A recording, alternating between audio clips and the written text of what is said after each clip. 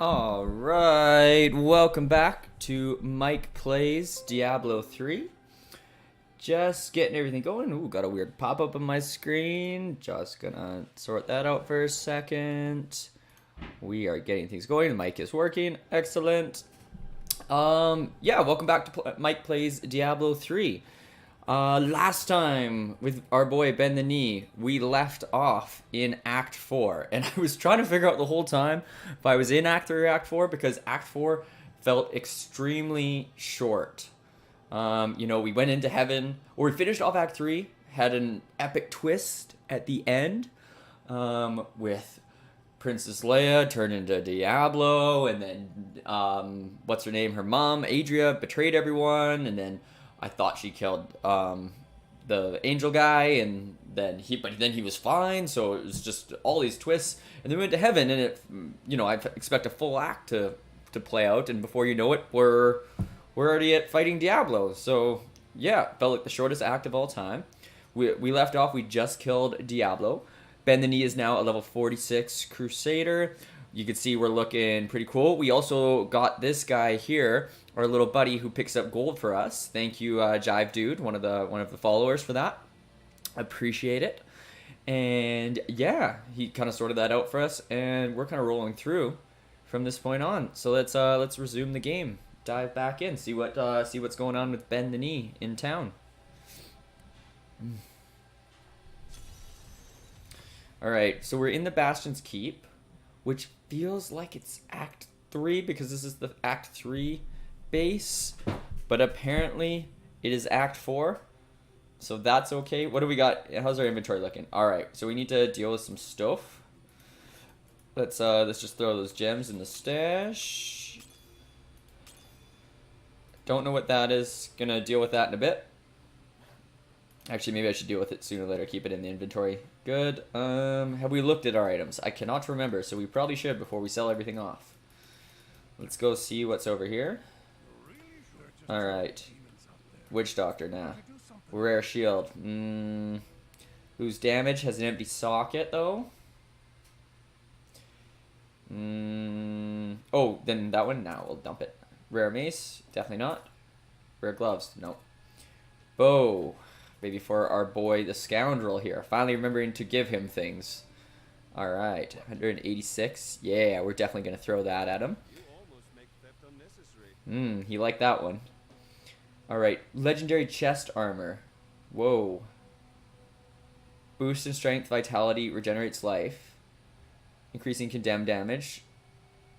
Like, while below 21% life, all attacks are guaranteed except critical hits. I think we're going to put that on. Oh, that looks sweet too. That's awesome. So we're going to throw that on there. And then we'll go from there. What is this? Oh, Enchantress item. Okay.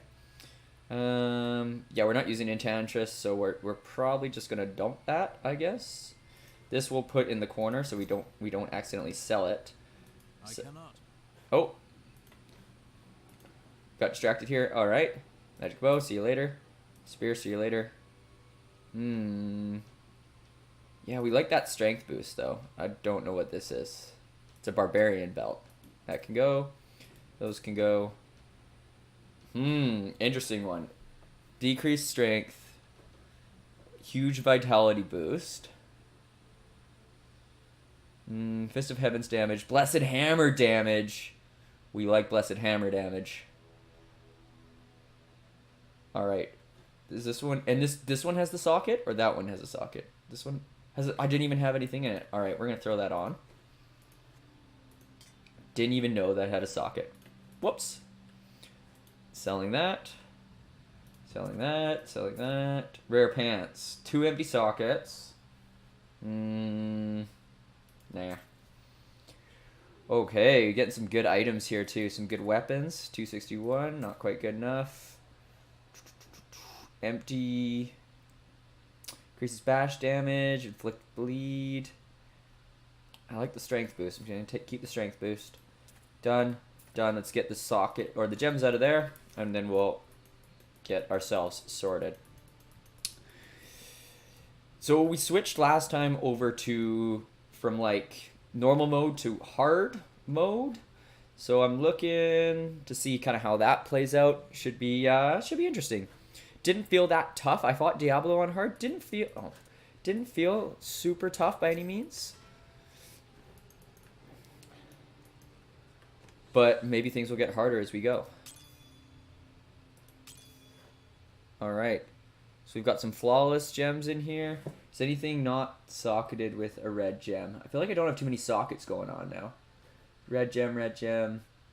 Jive Juice said it's all about the red gems. Oh, I forgot to sell this ring. Alright, and we'll deal with that at some point today. Let's sell off that. Sell that. And we are out of here. Oh, that armor looks freaking sweet, too. Oh, I like it. Alright. Crystal Arch. It says Tal... yeah, let's go through here. Yep. Dead Diablo. Alright. We're rolling through here. Ariel says the day is won.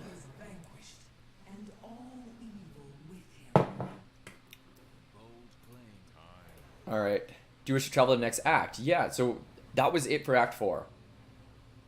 It's madness. I feel like something's going to pop up and attack us. Be like, jokes, you're like 2 minutes in. Alright, I'm going to crank the volume for you guys if we're going to a new act. Oh. Just immediately to the next act? Alright, we're just going. I was like opening Streamlabs to turn up the volume. It's all good. We can just start in Act 5, I guess. This is looking cool.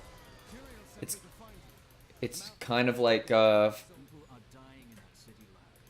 alright, so he's like, go get the soul stone, and we're like, nah, we're gonna go save the people because we're a hero. This is really cool. Oh, I like that background. That's neat. Oh, and it kind of, yeah, with the trees it kind of merges. It has the feel of this like arcade video game that I played back in the day. I always forget what it was called. It was like you were just like a hero and you just went along and were like fight bad guys. It was like you were like sideways, but the background was often like forest theme. It was cool. It was cool. Oh man, stuff's going down in this town. Let's go sort it out. Oh, the gates! Gotta stop the killing.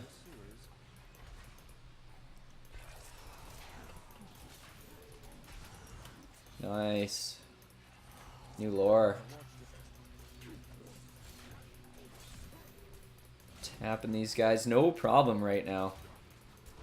Almost one hit on them. I guess they're just skeletons, but you know, feeling pretty good about it. Feeling pretty good. All right, we kind of got a back entrance this one through the moldering waterway, I guess.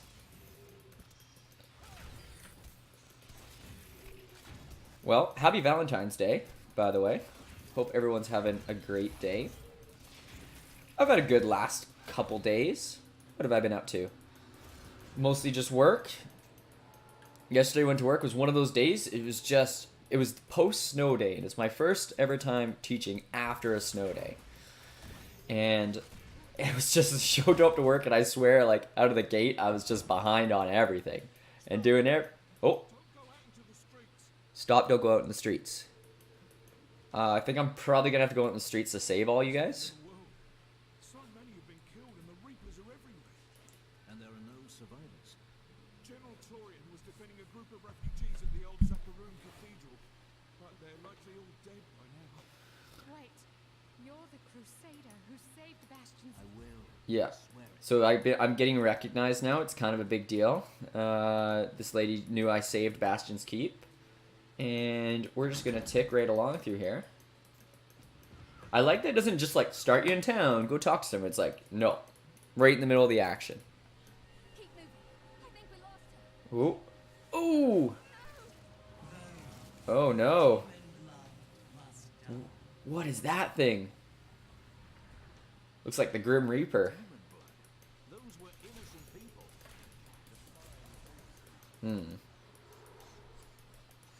I like the scoundrel's got his quips. I feel like if we had a little other guy on the side, it wouldn't be... I don't know. It would change the tone a little bit. He's always just like making cheeky comments. He was like, define innocent. Alright, well, I don't know. This lady's turning people into monsters, I guess? I don't know. It doesn't feel the toughest right now.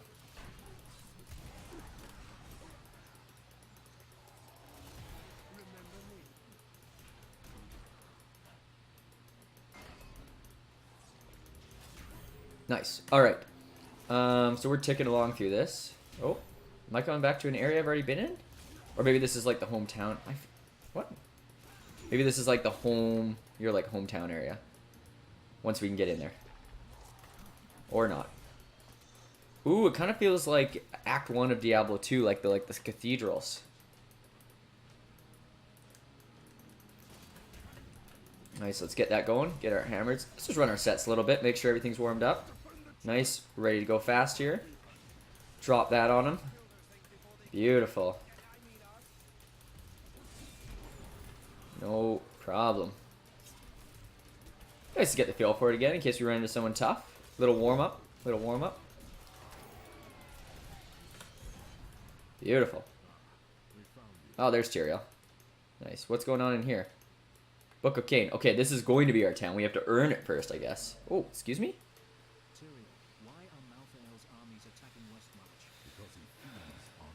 Alright, so is Mathael's armies.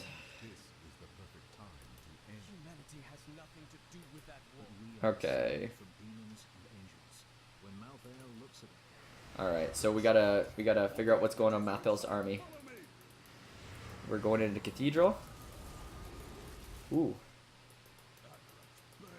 Things are going down. I like how you like fight with other people who are like wandering around too. It's pretty cool. Oh man. Okay, sets. Running sets here. Tap her a few times. No problem. Get wrecked. Get those rubies.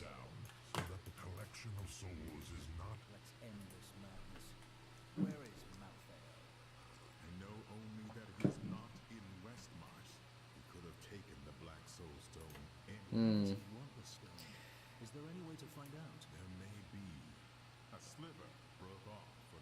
Okay, so a sliver of the soul stone broke off when Malthael took it. We gotta find the sliver. No, we already have the sliver. We got the sliver. Tyrael's gonna sort that out. I am going to leave the cathedral, apparently. But yeah, so I was talking about work. Oh, alright. Let's start out these conversations, then I'll continue on. What's the Death Maiden doing? Yep, we could have implied that she was turning people into dead people. Got it. So he can like basically turn people into zombies. Or skeletons or whatever. Alright. Alright, no, we're not going to talk to you. So we're going over here. Going to some sort of commons. Oh, is this like town? Is this gonna be town fighting? Oh, that would be really cool. I would like that a lot. That'd be a good twist. Like working through like this like haunted town. Oh, this is gonna be awesome. I'm pumped for this act. Nice. Let's get after him. What's this guy doing? Oh dear. He was a good boy and he turned into a bad boy real quick. Oh, this is with like the street lamps hanging down. Kind of like a medieval town at night. Fighting off skeletons. Basically the dream. Diablo.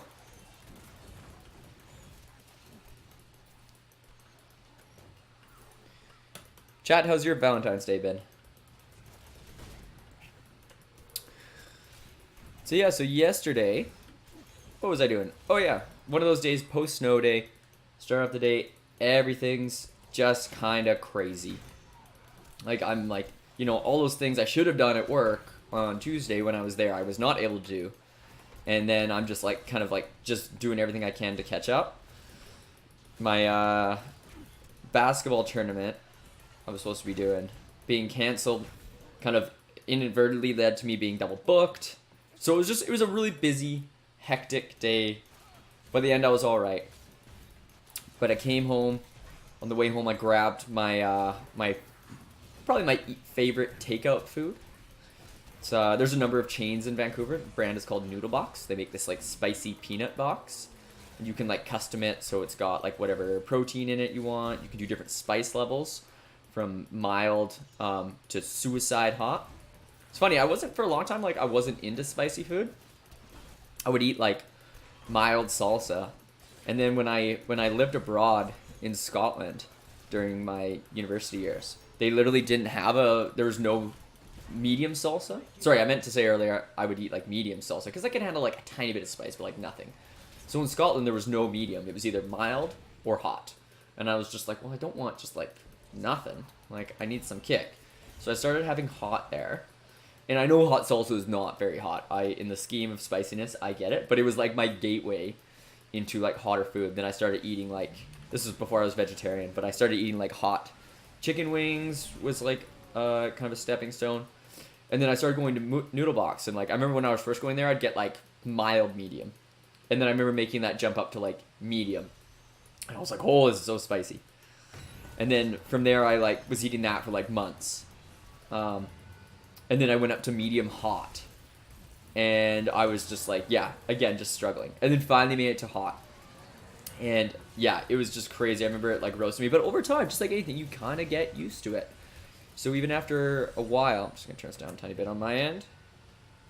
Oh yeah. Oh, that's a high volume. All right.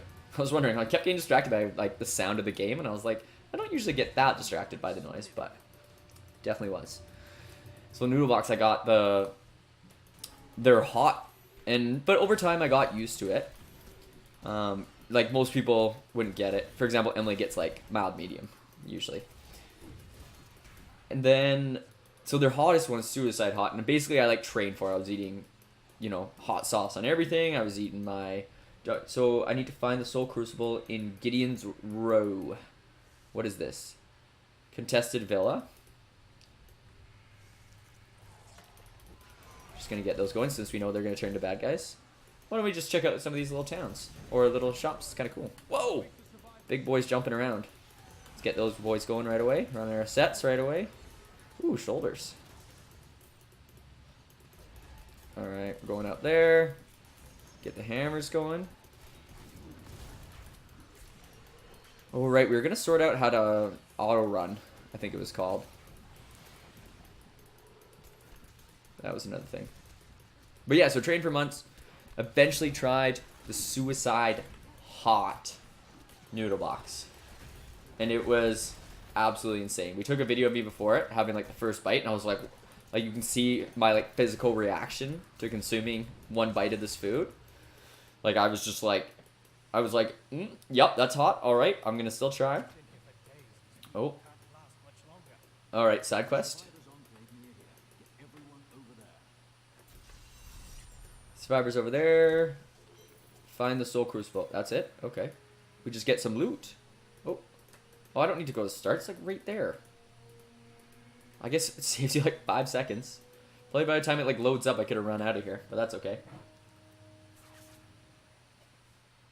The start of the dungeon, it's like literally a house. Knocking down those barricades. Alright.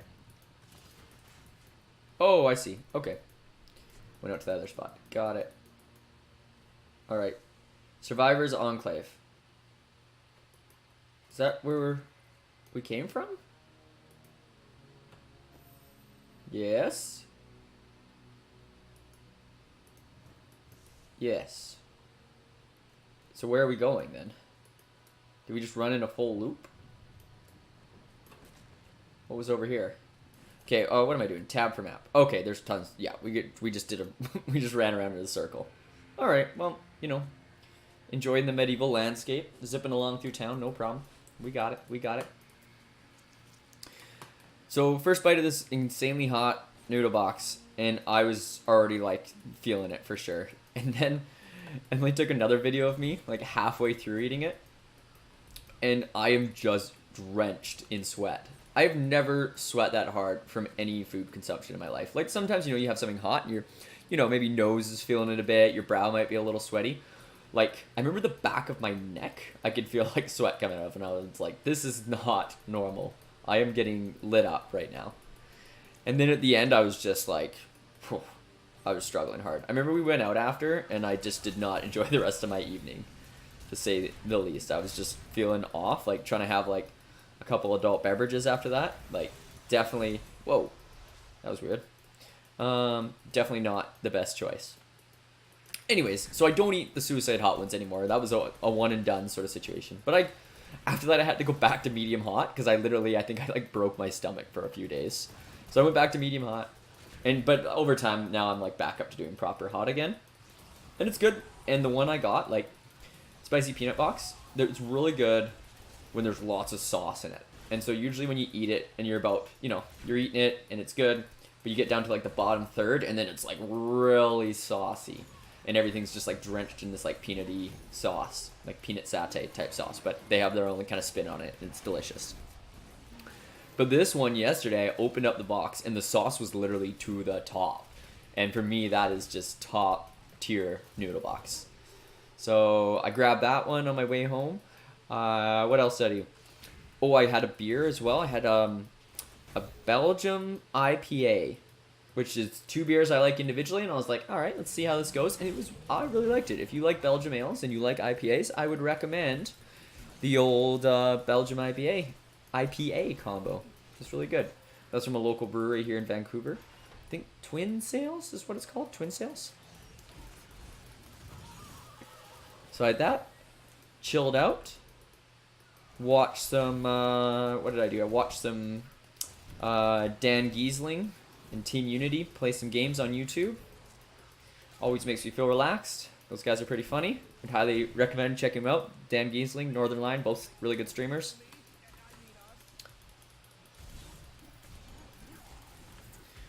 And yeah, so I did that for a while. Just having a... Oh, these guys come out of nowhere. Oh, that's slowing his like array there. Oh, there's another one. Uh-oh, I'm trapped in the middle here. All right, running our sets. All right, we're okay. We're okay. A little bit of a panic.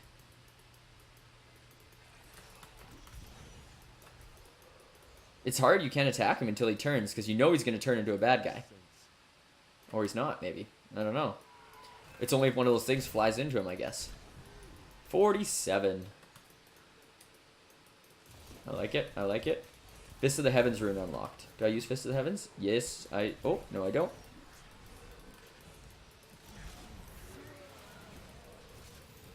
Nice. Ticking along. What we got up here? Oh, wrong spot. Oh, it's down there. We go down? Plague Tunnels. Find the Soul Crucible in Gideon's Row. Where are we at on our general search map here? Okay, so we're coming back up the road. We probably want to keep going that way. I would say let's just go into the tunnels here. Because why not? Let's get some loot. That's a loot goblin. Get him. Oh, I'm going to boost my speed so I can chase him. Oh, why have I never thought of this before? It's brilliant. Everybody else get out of my way. I got to get the loot goblin. Get him, get him, get him. The scoundrel's like, are you enjoying that? If he's talking to me like, oh yeah, I'm just chasing around this guy instead of actually helping you. I don't even think loot goblins drop much besides gold, but I just like killing them. It's fun.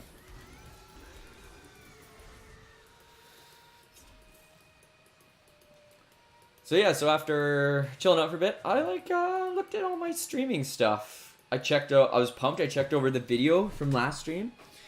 It had been uploaded to YouTube, and it was coming up at in high definition at that 720p, 720 frames or 20 frames. What is that called? 720 something. Anyways, considered high definition, and that's what I wanted. I wanted to have at least 720. I realized I've got like relatively good internet here, like close to high teens upload speed, megabytes per second. So there's no reason why I shouldn't be able to get it to that point, Ooh, what is that thing? All right, getting attacked from both sides here. Let's drop those boys. Whoa. Things are exploding. Get that loot. we're gonna loop this way. So I was pumped for that. Checking that out. And then I was watching, so something I've been doing too is just like watching YouTube videos on just like introductory streaming information. Like I've already listened to a couple podcasts, but I've been started watching, yeah, a few videos just to see what people do for certain situations. So if you actually look at my panels down below, I've added in some graphics. So I watched this like tutorial on, like, I don't know if I'm supposed to be going down this deep, but hey, maybe it's just a short little tunnel on this side. I know, nothing's screaming at me to like go back, so I'm not too worried about it.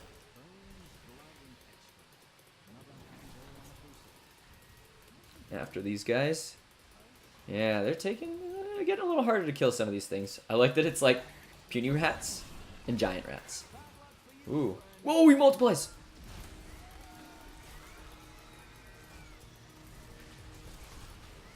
Nice.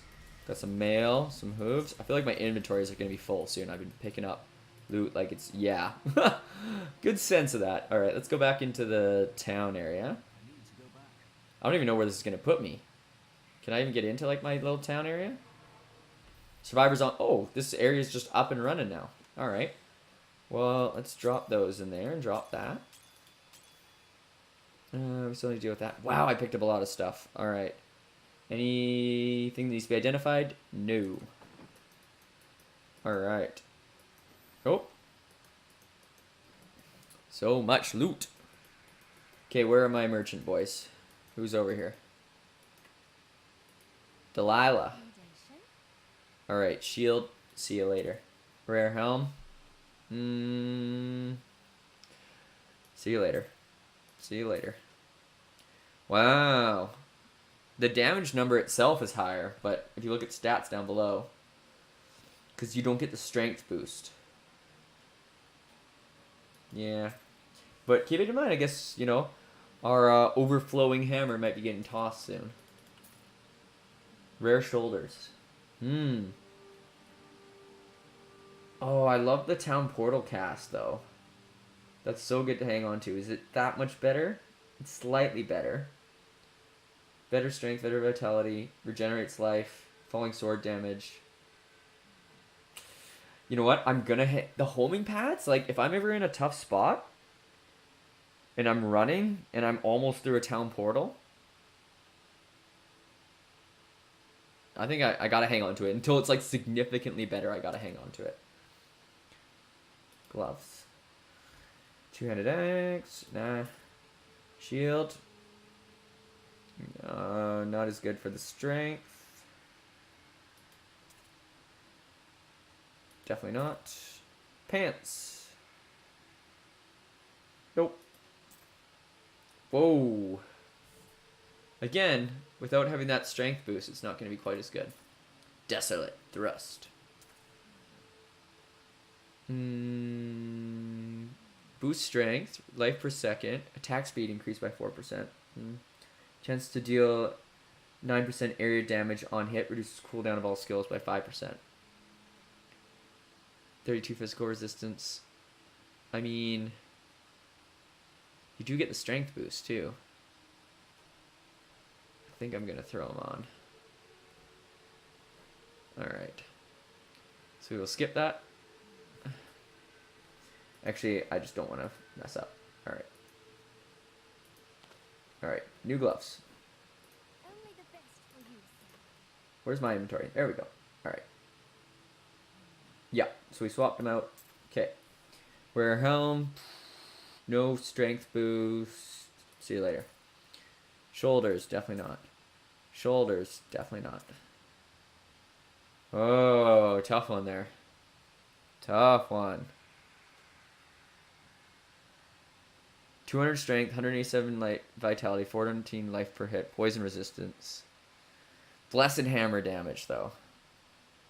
But you get the huge strength boost, so it's a collective overall increase in damage.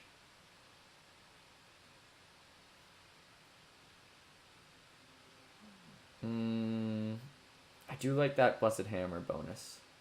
We'll think about it. Alright. See ya. See ya. Probably none of these are going to be any better. Nope. Alright. Pants. Out.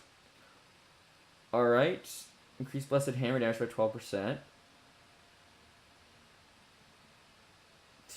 No strength bonus.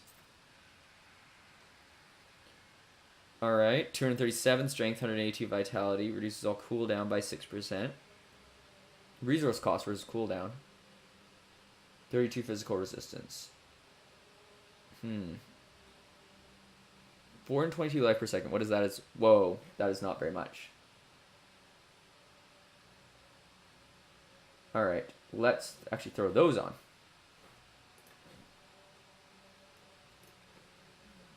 Alright, we're going to throw those on. Alright. And rare boots. Nope. Alright. Okay, we'll keep those for now. Toss, toss. We're going to put that in the inventory. We're going to sit on it. We'll think about it. We'll think about it.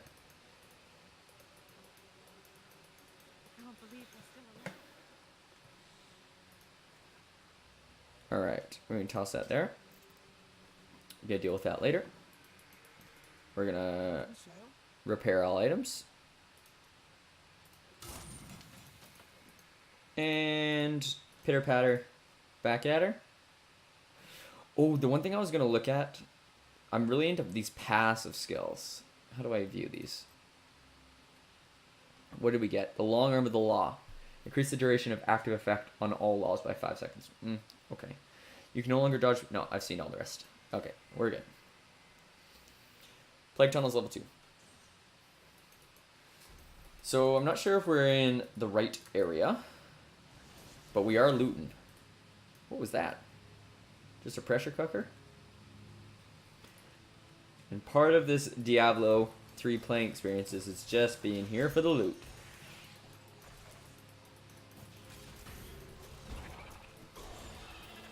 Nice.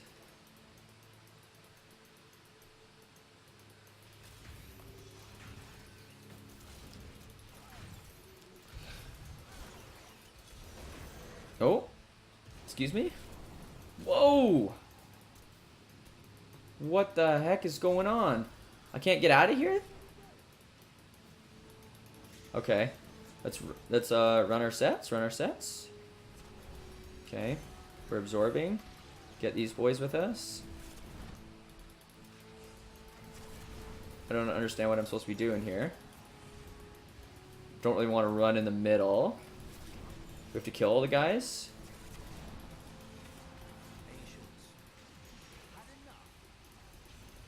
Jeez. This is crazy. What do I have to do in here? Just stay alive? There we go. Absorbing that. Let's run through the middle here. Oh, here we go. Not yet. Jeez. Alright, good test here. That was interesting. Okay, everything's chilled out. Better got a good item for that. I want to see what we got. Not bad. Not as good as it could have been, though.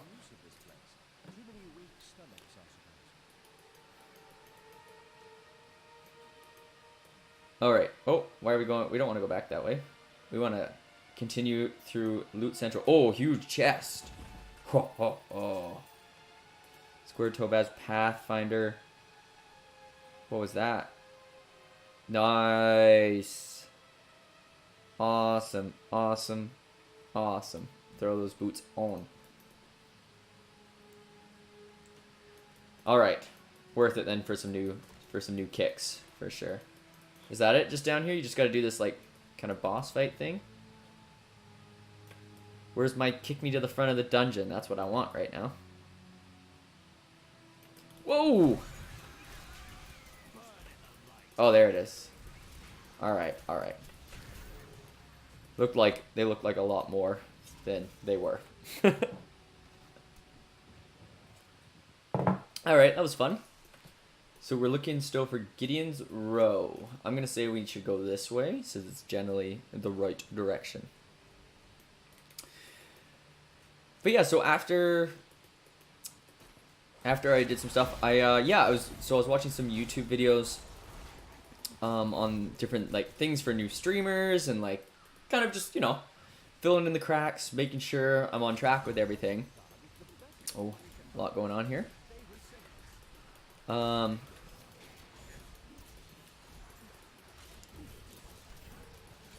Yeah, so just making sure everything's kind of ticking along nicely on my stream. And I just kind of one video, you know, as you do on YouTube, one video leads to another video, which leads to another video. And I came across this one on how to do like the Twitch, the panels underneath. And I was like, oh, okay, that's kind of cool. I've been curious about that. I had like pretty basic panels going on. And basically what we said is like when you're starting, like, you know, you can do fancy graphic ones, but you could also just make headers for each section. And they kind of pop and stand out. So I made 4 headers for like kind of like my 4 sections, which are like tips, channel information, YouTube, and stream schedule. So I made like kind of like fancier headers, just using like templates within this website called Canva. And so I played around with that for a bit, and it was pretty fun. And then I just kind of chilled out. Oh, I need to talk to someone. I thank you for assisting my guards. Oh, we got a side quest here. Escort the refugees to the gate. We're going over there. They're all just running without me. I'm supposed to be escorting them, and they're just sprinting away. Wait, what's this? Jeez, Death Maiden. No one escapes the harvest of souls. Alright. Just ready to go right away here. No problem.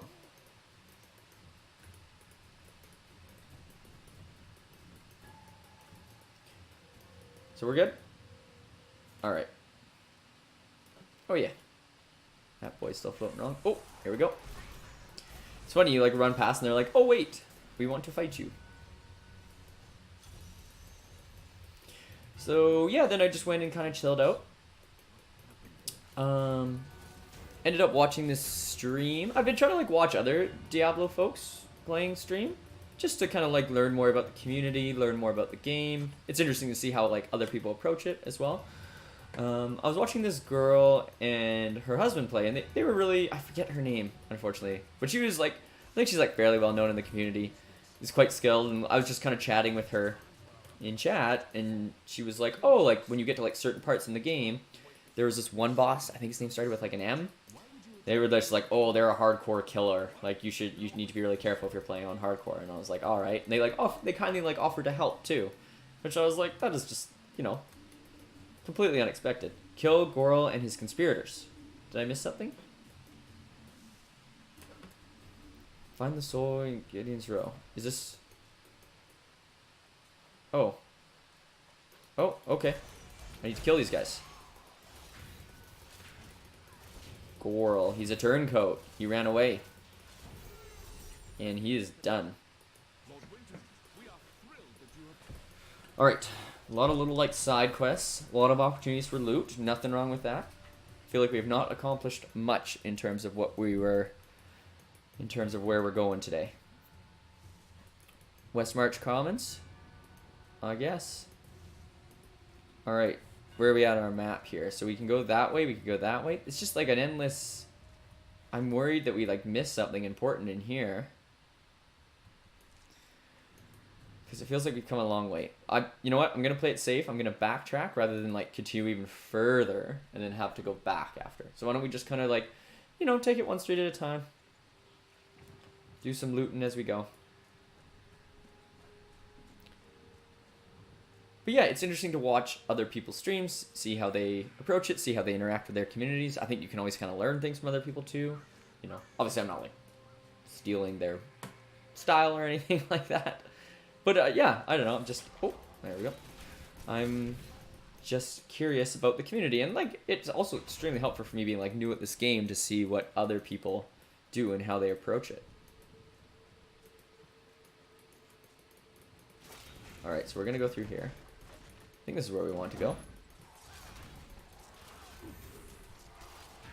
Yep. Death Maiden. Alright. That's good, we killed her. I don't think she was like a big boss or anything.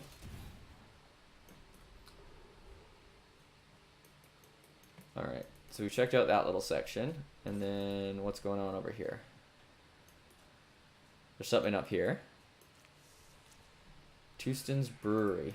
Oh, man. Well, you know, I gotta see if there's any pints inside. Nope, there's a lot of bad guys. I wonder if Crusaders are allowed to drink alcohol. Feel like it might be against the code. Alright, we got another side quest. So we gotta go help rescue some boys from the courtyard. Alright. Barrels dropped, no problem.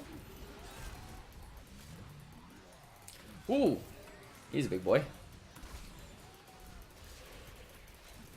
Nice. Those things are my little support crew there. Hits pretty hard. It's nice. It's definitely nice. What do we get there? Oh, it's good. Nope. Do you know why this is happening? It's madness. Get your men to the survivors' enclave in the courtyard of the... Alright, so sending them to the courtyard. Get some experience. Get some loot. Nothing wrong with that. Just, you know, bend the knees a hero. Gotta do heroic things. It's part of the job. Okay, so now we've thoroughly explored that section, which makes me feel better. So we know we're going down here and then left or right. Gonna have to backtrack a bit again, but hey, it's no big deal. It's no big deal. Let's go this way. Don't know if we went through here. Whew. And then today, got up, went to work. It was a really good day at work, actually. Had a nice time. Feel like the kids were a little like kind of more settled back into things after the snow day. Kind of knew what was going on, knew what to expect. Oh, I haven't gone up here yet. Might as well. Oh, just looting. Nope. Don't tell anyone here that I'm from Kingsport. They're all snobs in Westmarch. I've also had this year, I volunteered to have like a teacher candidate, aka like a university student, come in and help me out in my classes. And like learn from me and another teacher as well. And we kind of support her together, and then she comes in and observes for a while, and then she gets to teach some classes later on in the year. And so she comes every Thursday, and it's awesome having her there. She's, first of all, like a natural and so skilled. It's crazy. So it makes my job easy in that regard. But at the same time, it's nice to have another person around. It's really fun kind of like sharing my knowledge with people and like talking about different ways to deal with certain situations and things that come up when you're teaching. So that was really fun. So she was around all day. Lessons kind of ticked along nicely. Everything went well. Everyone was like, I don't know, maybe they had a fair bit of sugar, I think, from Valentine's Day. But it wasn't too bad. Oh, okay, gotta focus here. Alright. Uh-oh. Man, as soon as I drop those guys, they just hit hard. I like them. I like them. I like that they just like always aim and hit. It's nice. Oh.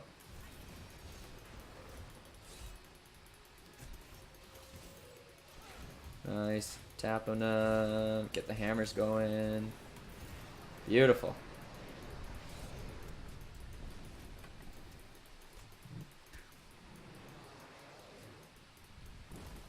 Then after work, got home, chilled out for a while, or actually I went and I picked up Emily from her job on the way home. And we drove out, just ran like an errand really quick after school, kind of said Happy Valentine's Day. You know, we talked about this last stream, but not really, I don't know. Emily's really chill. We're not really celebrating Valentine's Day today. We're going to be celebrating it more. Oh, one of those guys that slows us down. Hang back a bit. Let those boys do their thing. It's nice I got like range here. Beautiful. Alright. Level 48. Let's go.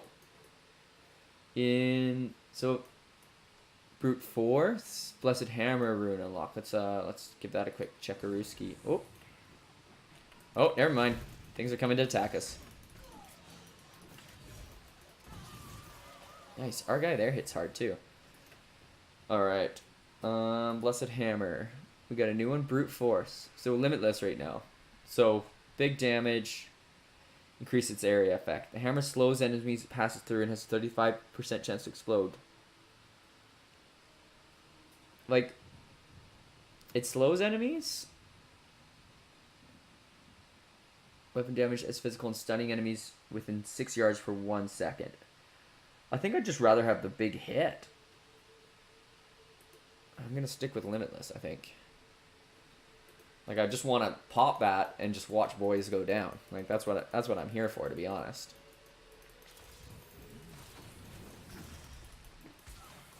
Like, look at that. Just swings through. It's like 1 or 2 taps on some tougher enemies. It's no problem. How's the map looking? Okay. Oh, I got an arrow. That's exciting. Arrows are good. Means I'm getting close. So yeah, so I picked up Emily. We ran some errands, which was good, nice. Went really well.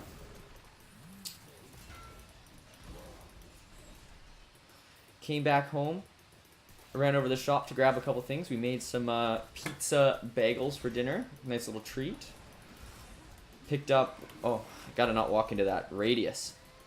I feel like everyone else helped there, and I did not do much. What did I do? I picked up some flowers for Emily. You know, it is Valentine's Day, even though we are celebrating more tomorrow. So got her some flowers. I also picked up like this like kind of tasty brownie thing on the way home for her. All right, map says to go that way. We're gonna go that way.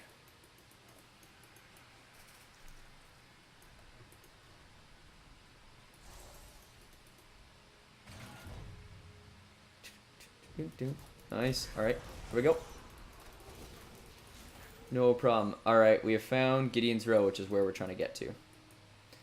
And yeah, they just came back, chilled out, and you know, had a little dinner together, and then got on stream. And you know, Emily's being super kind, and like I said, we're kind of celebrating tomorrow, so not a huge deal on our end.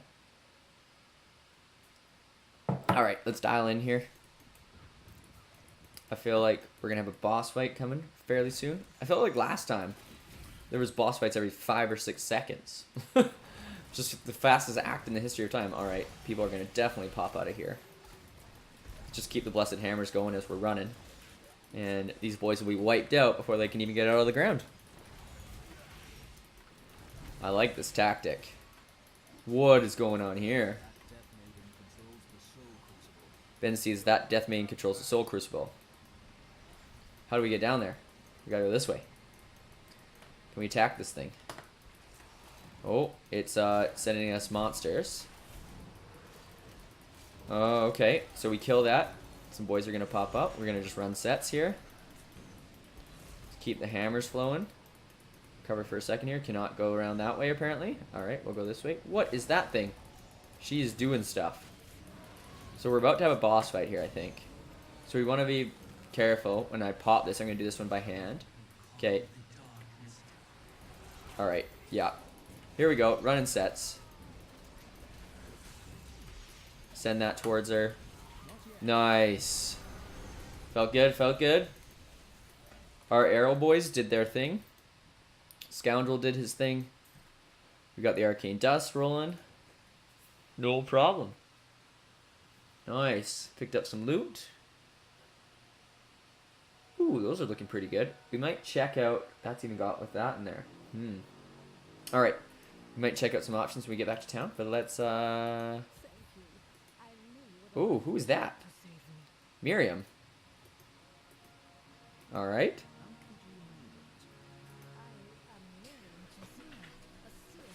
She's a seer.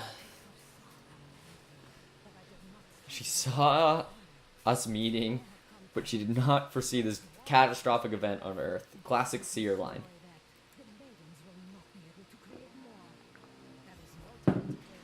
There's no time to waste. We gotta go to the cemetery right away. Miriam is following me. Alright. Mathael? Maybe that's the boss I gotta be really careful of that they were talking about.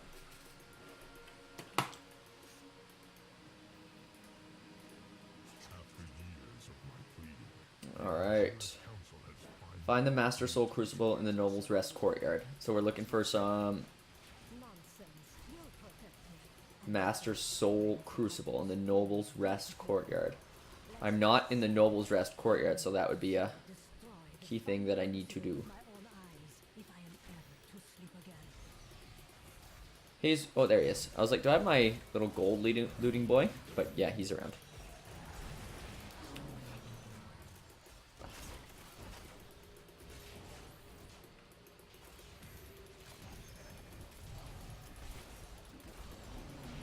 Nice.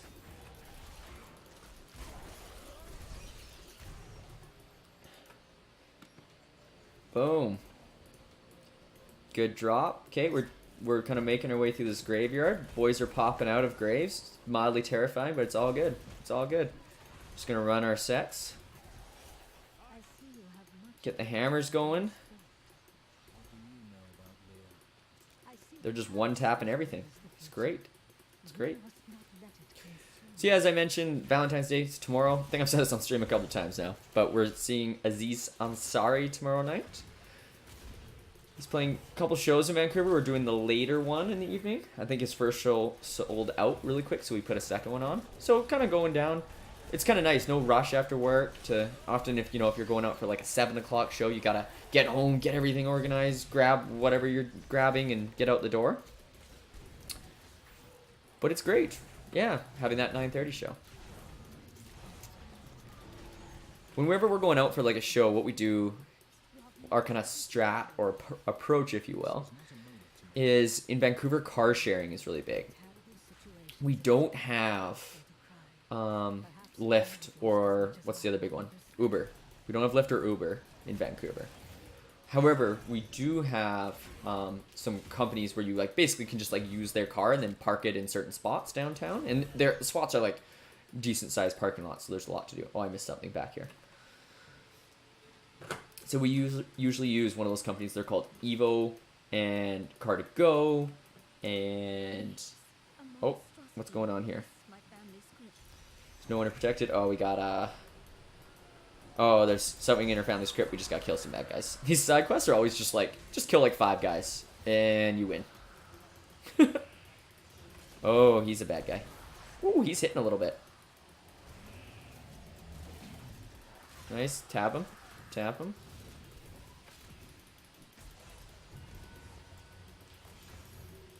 But yeah, he had some, you know, he had some solid hits there. Alright.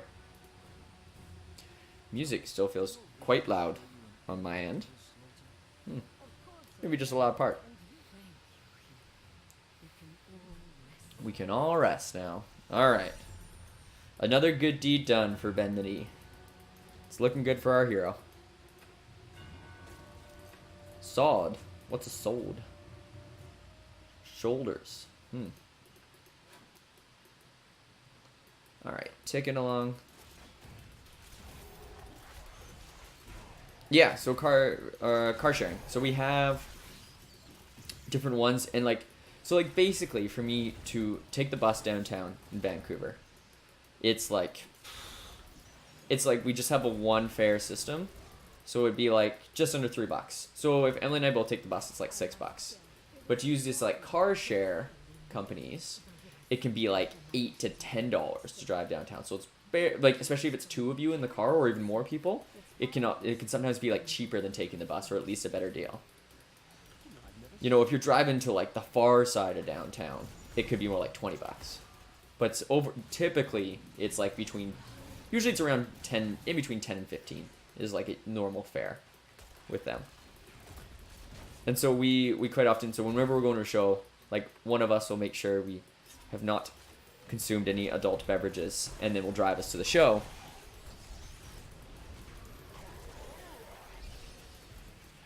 And then coming back, we'll either take the bus or grab a cab. But it's nice. It just it's a good way to kind of save some money, but still without having that like inconvenience of like the bus can be, you know, you can be out there waiting, you're trying to get to a show on time, yada yada yada. You know what you want to do, and you know you need to get there, right? So you just have that consistency. The only hiccup is if there's no cars in your area to book. But typically, a lot of people take like Evo and Cardigo home, so they're around that time, that like 5-6 o'clock time. There's lots popping up, and as long as you're like kind of like scoping it out, you're good to go. And you can book them a half an hour ahead of time too, and then it holds a reservation for you, which is also, I think, like a huge perk.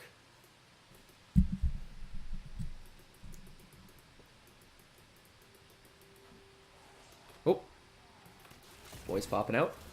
Let's tap them. Oh, it's nice. My back was hurting quite a bit today, but I did some stretches right before I got in here.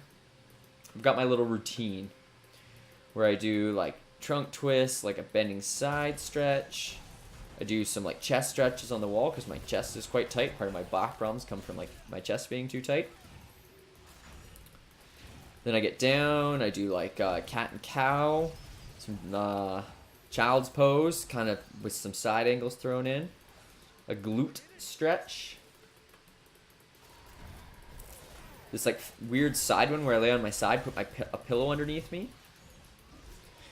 And then I just get on the foam roller, roll out everything, hamstrings, quads, hip flexors, grab a tennis ball, roll out the glutes. Roll up my chest with a tennis ball, do my lower back, upper back. I do that basically. I should do it every day. I don't always do it every day. Sometimes I'll just do the foam roller on the lower back and then kind of upper back with the tennis ball and go from there. Ooh, this guy's got some hits.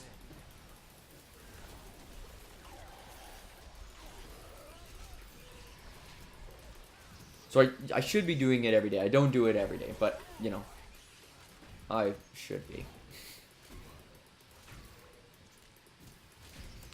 And I'll usually exactly what happens. It's like back's not feeling the best. Do that right away. Feel better after, which is nice considering I'm sitting down for like 3 hours here. All right, let's get this waypoint. Beautiful. All right, we're still trying to find the Noble's Rest Courtyard. How is our loot situation? All right, it's getting a little full. Why don't we just go back to town while we're at the waypoint? And go from there. Perfect. Oh. That is not where we want to go. We want to go do that one. Alright, let's talk to... Who's selling stuff over here? There we go. She's dark there. It's hard to see. Nah. Crusader shield, reduce damage? No. Basic chest armor? Definitely not. I think we're beyond the basic version of anything. Rare shield. Increased damage, increased toughness, 220 strength, 205 vitality, has an empty socket. Yeah, absolutely, I'm going to throw that on. Especially with that empty socket. Whoa, triple socketed chest armor. What does Ruby do when I throw it in something? It gets 40 strength, so I could... Oh, it's a monk. It's a monk armor. It has 3 empty sockets, though. I don't know. Even if you put 3 rubies in that, still not much better. Yeah, let's toss it. Tossing it. Whoa, that's another good one. However, 6% life increase. There's no strength, though. Rare pants, double empty sockets. Lose a bit of damage. Can make up for that with the sockets. Regenerates 350 life per second.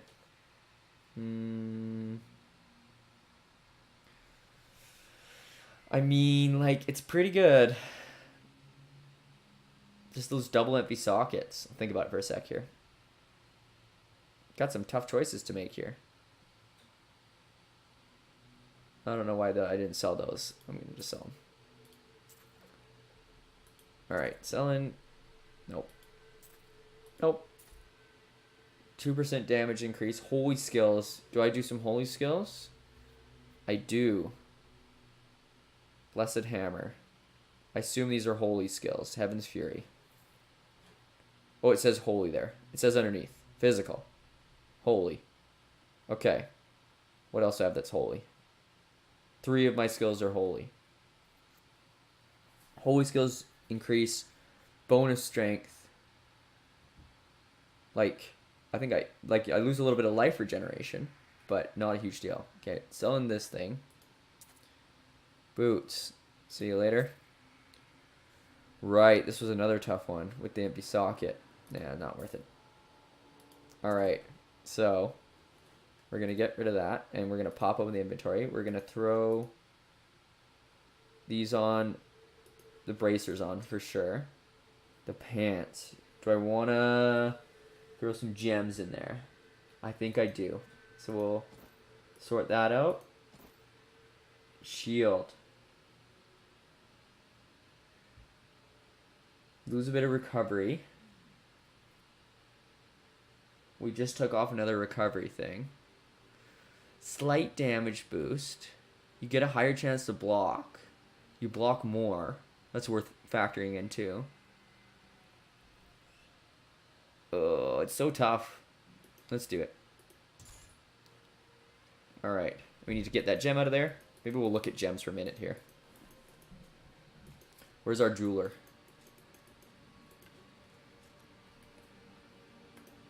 Alright. Let's remove gems from there. Alright. Sell off that stuff to the merchants. It's fun to kind of upgrade things as we go too. Yeah, it's okay. Nice. Alright.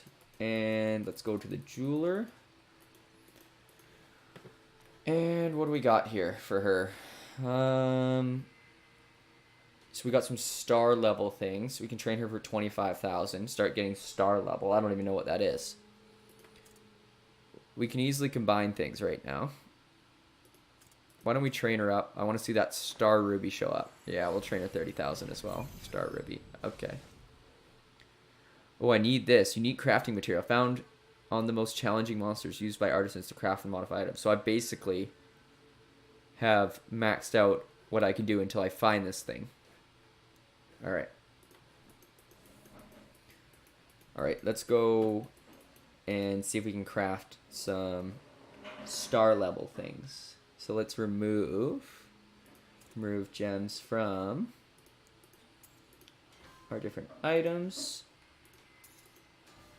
And I think that's it for gems that need to be removed. And how many sockets do we have right now? We got 1, 2, 3, 4, 5. And rubies just in everything, I think. Except perhaps weapons. Helmet doesn't have it. Just boost in strength. Alright, let's see what we got. Oh, combined gems. Flawless square ruby. Star ruby. We need 3 of those. Okay, let's craft one of those. Okay. And then... Nice, so we get 58 strength. We'll throw that in there. Let's do some more rubies. Craft it. Maybe that's all we can do for right now. Okay, that's okay. And we'll throw 1, 2 in there. And then what's our next best option? Like diamonds, I think, right? Combine gems. Flawless square diamond. Let's craft that. And then a star diamond. Yeah, let's craft one of those bad boys. So we got that 58 resistance. That's solid. So we'll throw it in there in the ring. And is that everything filled? No, our shield. Let's go look at our stash and see what else we got. Where is our stash? There it is. Alright. So we have a flawless square amethyst. Yeah, we have a star ruby on that. 40 vitality. I mean, we could craft up and get another one of these, which could get us one of those.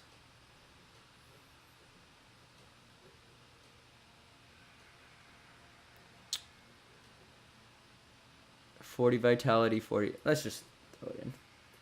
All right. Overall, pretty good outcomes, I think, with the gems. Let's go back to where we were and keep ticking along. Survivor's Enclave is where we are. We're going to the back to the cemetery. And we're still trying to find the Master Soul's Crucible in the Noble's Rest Courtyard. That we killed everybody down here. Single tap them. No problem. Treads. Don't know what that is. Okay, let's tab and take a look at the map here. Okay, we need to go over there.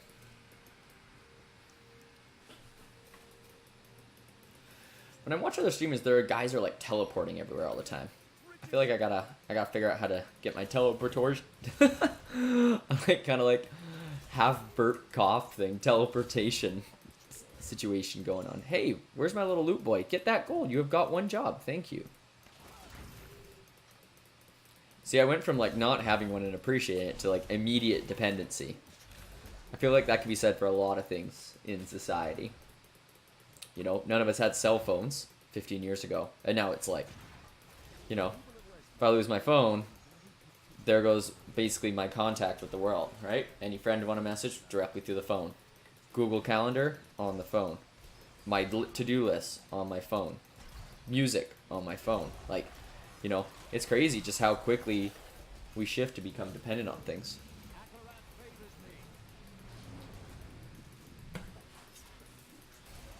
Nice. Oh, we got a phalanx room. We'll have to see what that is. Akarat's champion rune. Nice. Got a little speed boost right now. What if I'm ever gonna come across a set item? I used to love that moment you see that green hit the ground. Oh man. That was the best. Diablo 2. They would drop like Act 1, so I don't know. Maybe they've changed how it works in this one. We're still in the cemetery here. Inra. This is a tough one.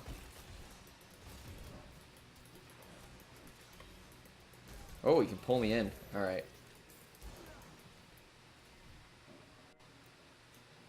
Just looting away.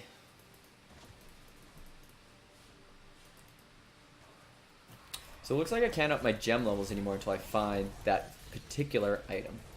So we'll have to look at upping our other crafting, like so we can craft some good items. Crafting legendaries.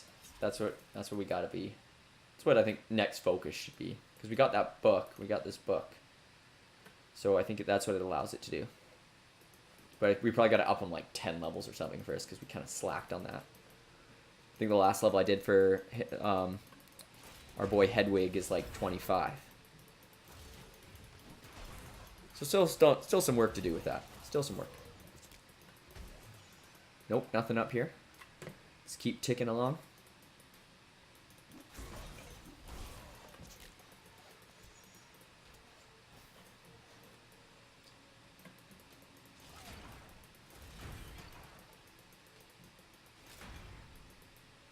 Just breaking some pots. Ooh! Are you serious? In a frickin' pot. Legendary tier amulet. What the heck? What's the level on it? 49? What's the level on this one? 42. Wow. Alright, looking forward to uncovering whatever's in there. Ooh, we got a little flashy dot. That means we're on the right track. What's up there? Memorial. Are we looting a graveyard? This kind of feels wrong.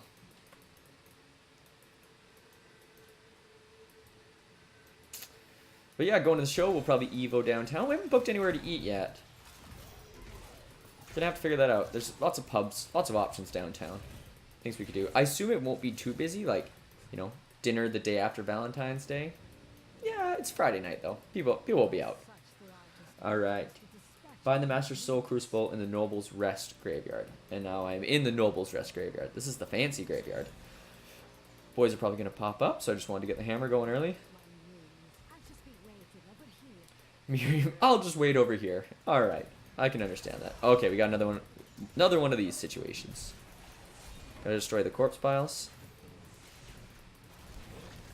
Alright. Let's drop those guys in. Get some support here. They'll just keep shooting everything. I love it. I love it. Running our sets. No problem.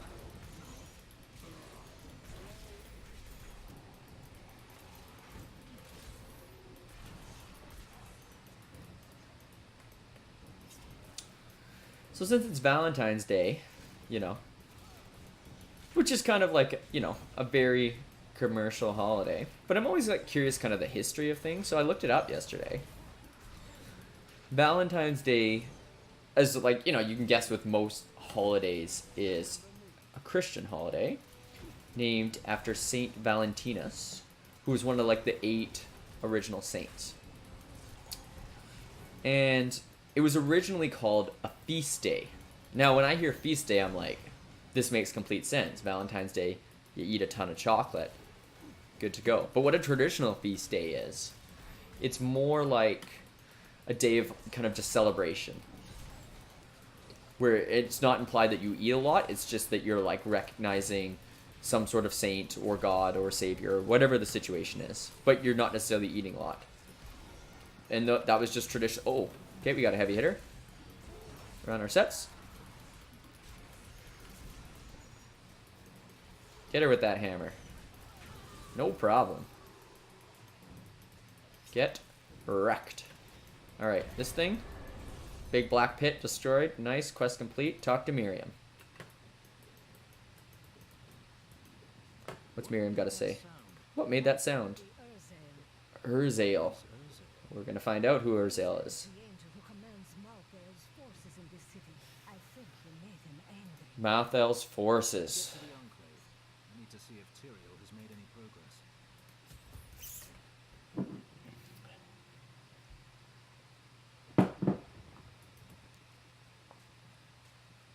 Alright. Return to the Survivor's Enclave. I am not running back. I am down portaling.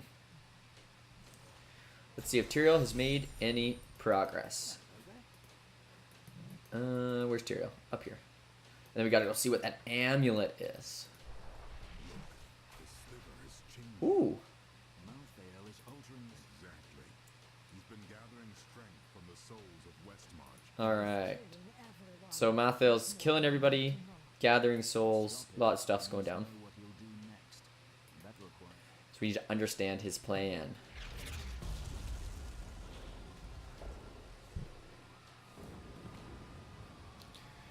Oh man, he's bombing the town. Looks like World War II down there.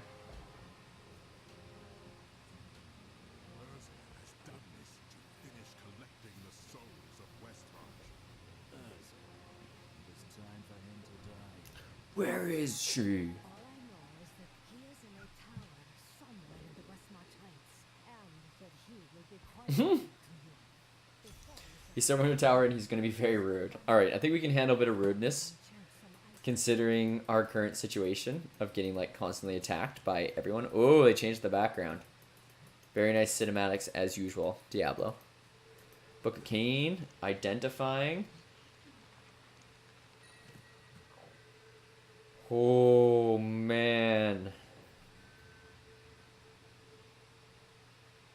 Wow. 264 strength, 244 vitality, attack speed increased, reduced cooldown, 41 fire resistance, prevent all arcane damage taken, and heal yourself 23% of the amount prevented. That's pretty cool. Literally prevents a damage class. Countess Julia's cameo. So stacking up against the other one, we increase damage, increase toughness, lose a little bit of recovery. Okay, let's see how it stacks up. Because we could always grab that resistance out of there, put it in the shield. Let's see how it stacks up against this one.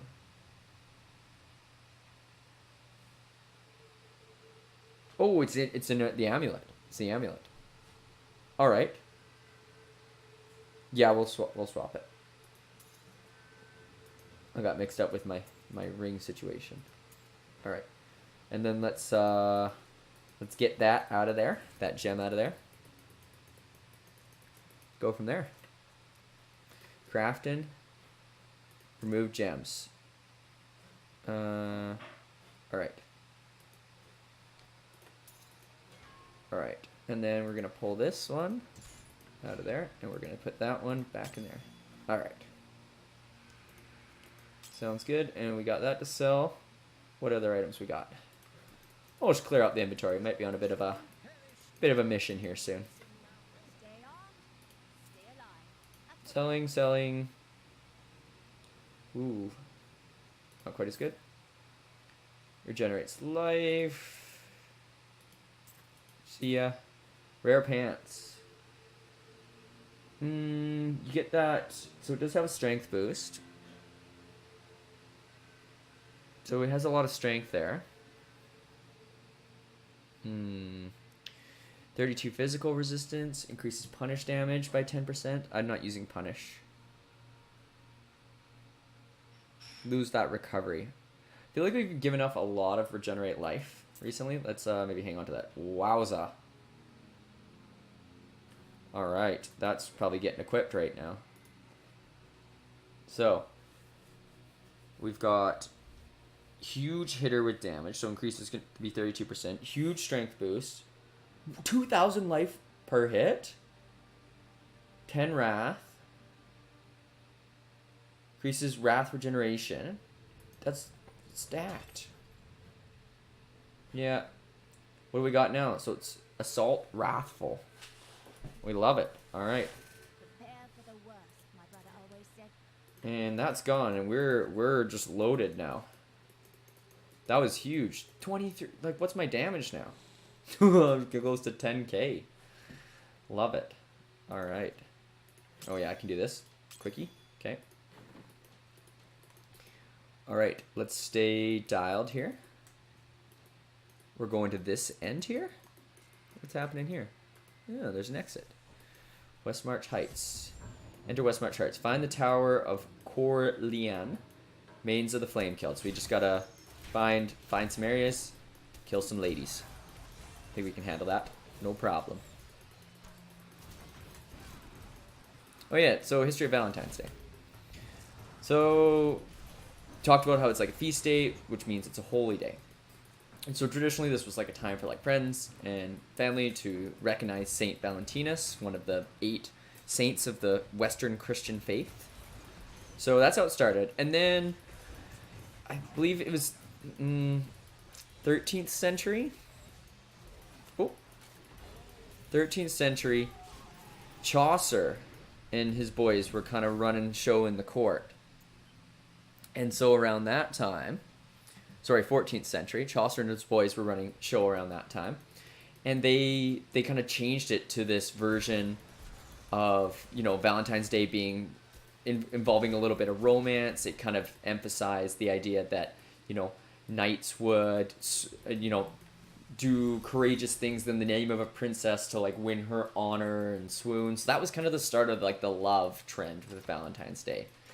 And then that kind of progressed naturally to like the 18th century, where people in England would send lovers flowers and cards. Oh, that guy just bopped us. Let's drop those boys. Just wreck them. Get the hammers going. Run our sets. Oh, that was not where I wanted to be clicking, but maybe we can bring him over there. Nice. Oh, he is going to be done soon. All right. Can I not hit him? Why can I not hit him? I've got to kill this thing. Oh, I can't kill him until I kill this thing? Excuse me? There we go. Alright, now he's dead. That was extremely confusing. I was like, why? You have no health. How are you dying? Or how are you not dying? Bonus, kill Mains of the Flame. So the Mains of the Flame is a bonus, Tower of Corleone. So that progressed to like 18th century, where people were, you know, sending each other greeting cards, I believe, and flowers. And then over time it continued to progress to becoming a very commercialized holiday, which is, you know, fair enough. It is what it is. I think it's a time to spend with, you know, people you love and appreciate them. Tried to wish my classes happy Valentine's Day today. A couple kids got me, very kindly got me chocolates. Nice. That's a strategic spot to set that up. So we got boys shooting multiple directions. We're a little bit surrounded right now. Let's drop one of those in there, because that looks like a fairly heavy hitter. Maybe a bit of a tank. Big boys fall hard though. Skill's not ready. Gotta loot. Always gotta loot. You lord, get out of here.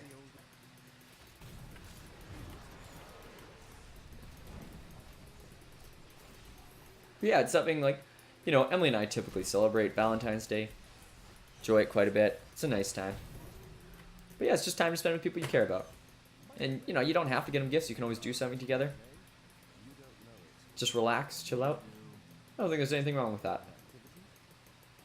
I think society tries to influence to constantly spend our cash on different holidays and events and activities. You know, it's fun. It's fun to buy stuff, but at the same time, it's not so bad just to spend time and enjoy each other's company. Whoa, there's a Maiden of the Flame. Alright, we don't know about them yet, so we're going to just run our sets here. Alright. Oh, yeah, that's what I'm talking about. What did I just pick up? A Battle Thrash? Ooh. Nope. Ooh, nope. Alright. We ready yet? Oh, drop the wrong thing. There we go. Drop the wrong thing again. There we go. And that's what I wanted. I am frozen right now. Alright. Still frozen. Dodging. Watch out, scoundrel. Don't get killed. He has been fine through, like, thick and thin of this. It's pretty good.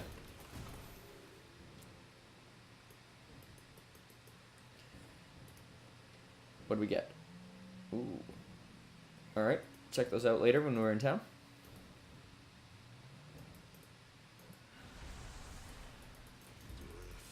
Captain Shelley. Is Captain Shelley... Did he get converted into a bad guy? Oh no. Level 50. Man, I keep getting that like frozen on me. Falling Sword Rune unlocked. Rapid Descent. Forged in Fire achievement. Provoke Rune unlocked. Hit me. Literally called Hit Me. Wonder what that's like. Passive skill locked. Iron Maiden. It's a good Iron Maiden song. Totally blanking on Iron Maiden songs. I'm not the biggest. I was never the biggest Maiden fan, to be fair. Run to the Hills. Number of the Beast. There we go. Just took me a second.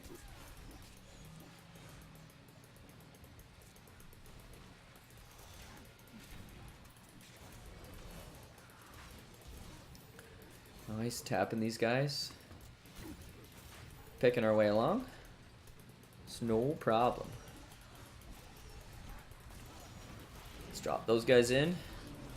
It's always good like on like an alleyway where we got multiple directions of fighting. But just throw the archers down.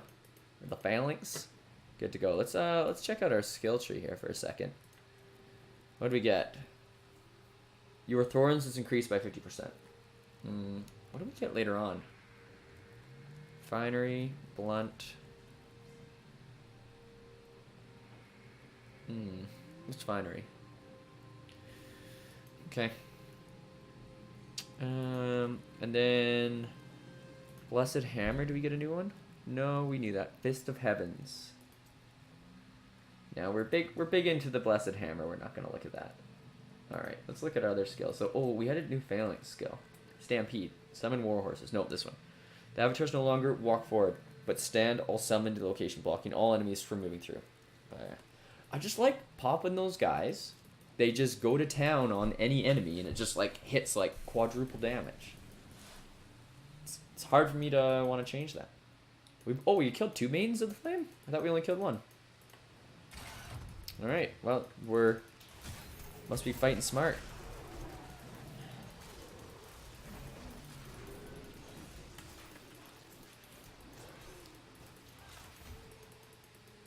After these guys, is that the 3rd one? There's the 3rd one. Alright. Nice. Try to tap her with that. No look. Uh-oh. Skill's not ready. Uh-oh. Frozen. There we go. They all like shoot her once. Dead. Nice. Got the Maze of the Flame. What's this? Burning Courtyard. What'd she drop? Ooh. Yes, please. Been working hard for us. Should look at his skills. He's got his poison arrow. Weapon damage slows enemies by 80% for 4 seconds. Range attack that deals 320% weapon damage and additional 100% weapon damage. So it's a slowing one. I think we're okay with the poison. I feel like enemies chasing us is not a huge thing. So we've got Dirty Fighting, blinds nearby enemies. Vanish. Nah. Multi-shot versus powered shot. Again, good for that like scattering attack. Increases critical hit chance for you and Scoundrel. Whenever you or Scoundrel land a critical hit, you both go into hysterics, increasing all damage by 3% for 3 seconds. Why don't we switch to that one? This will be fun, he says. Awesome. Whoa! Hey there.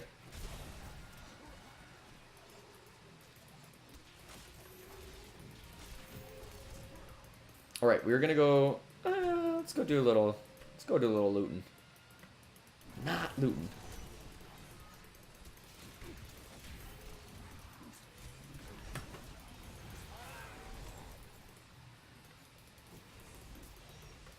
What is in here?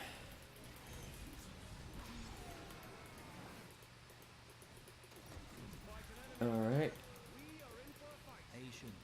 Uh-oh. Nice tap with that. Ooh, a little spin damage from him. Heaven Ring of Invasion. Flawless Square Ruby. Let's go.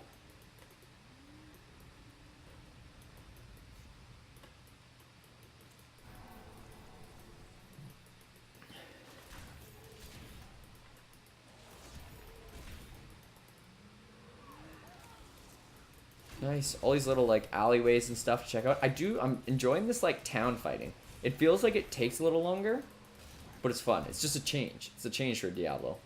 For sure, relative to the old ones.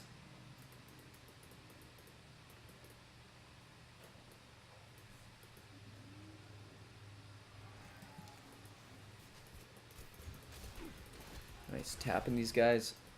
No problem.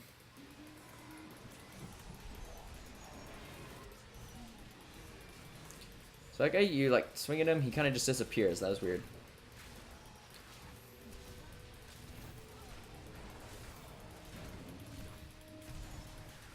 Nice. Running our sets. Got our rhythm going.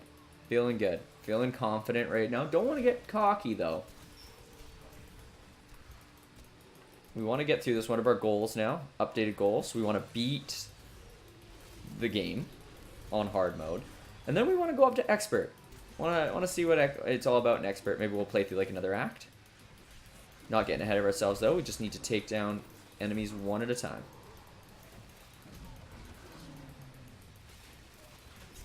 So I've noticed after these sessions, when I'm going to bed, so like for me in the evening, typically I need like a good wind down time.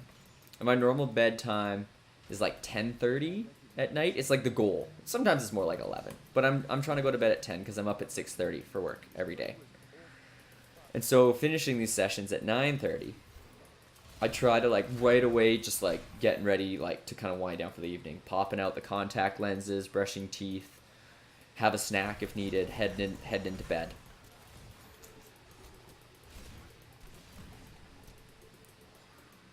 But sometimes it's kind of just hard to come back. I say like come down from that. From the session, like to kind of just settle in and relax for the evening. And I keep like thinking about Twitch and streaming. And then I've had a few nights where literally like the whole night I've dreamt I'm streaming and talking to chat. And I've had dreams everywhere from like, you know, having like a huge channel and everyone's into it and laughing, and then having like just like disastrous things occur, like trolls coming into chat, like all these sorts of crazy stuff has happened in my dreams. And it's just kind of like, it feels like I'm still kind of switched on, and I wake up in the morning just confused. Oh, we found the Tower of Corlem. Let's go. Found the tower. Oh, we got a little scene here. Ooh. Hello. My master has begun his work on the stone. That's a ripped angel. Alright, we gotta run our sets here right away. Soon demons spawn like you will be gone forever. Nice. No problem. Let's get it going right away. Right away on him. He's got a bit of hit behind him. He's got some armor. It's gonna be a little tougher here. Get ready on that potion. Dropping them second time. I got frozen there. Got stunned. Yep, running sets here, running sets. As quick as we can, just dropping things. Got shield boost back up, get the hammers going. Yep, he's shooting things at a wall right now. I don't know what he's doing. He's just trying to bring the house down, I think, on us. Not yet on that. Need a couple seconds here, get our... Come on. Running out of health here. Or wrath, I mean. Keep running out of wrath. There we go. That should be it. Nice. That was a little trickier. He had some armor. It took some doing to kind of bring that guy back down. Oh, somebody just came out of the freaking ground. Back to back here. Spirit of Malthau. All right. Oh. All right, we'll check it out in a minute. Let's continue on with what we're doing here. Got distracted by the loot. I will bring an end to the conflict. In death, there is peace. Yeah. You know, if you say that with a different tone, it doesn't sound so bad. So everything's about context.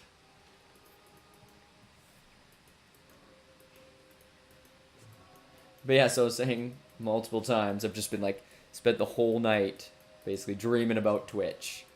Which is hard. How do I get out of here?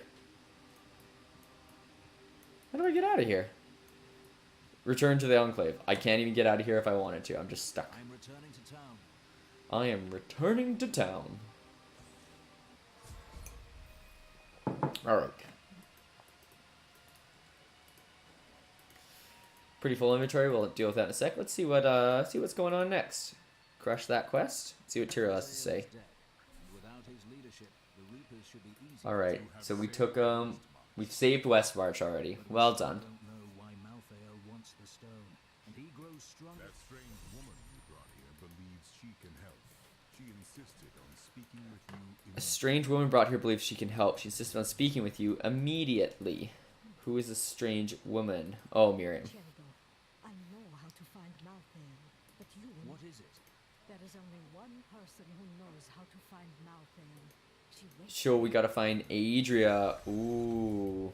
Find the entrance to the tomb of Rakis in the overgrown ruins. So we're gonna go confront Adria.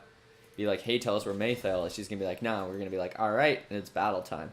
So what I suspect is gonna happen, I can attack in town? That's new.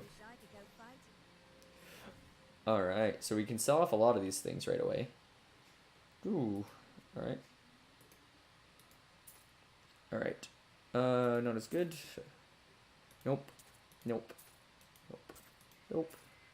Maybe I should start looking more at like what I pick up. I feel like I could, maybe stop picking up some of the more basic items and start picking up just stuff that's a bit better. Alright. Rare Helm. Damage down a bit. Strength boost though. Lose some vitality. Arcane resistance. It's a tough call on that one. Any advice in chat is totally welcome. I'll come back to that one. Socketed Flail of Grace. Alright. Definitely not as good as what we got. This one we looked at looks comparable. If you look at like the percentage changes, it's not that different. But I do like the 2,000 life per hit on the other one.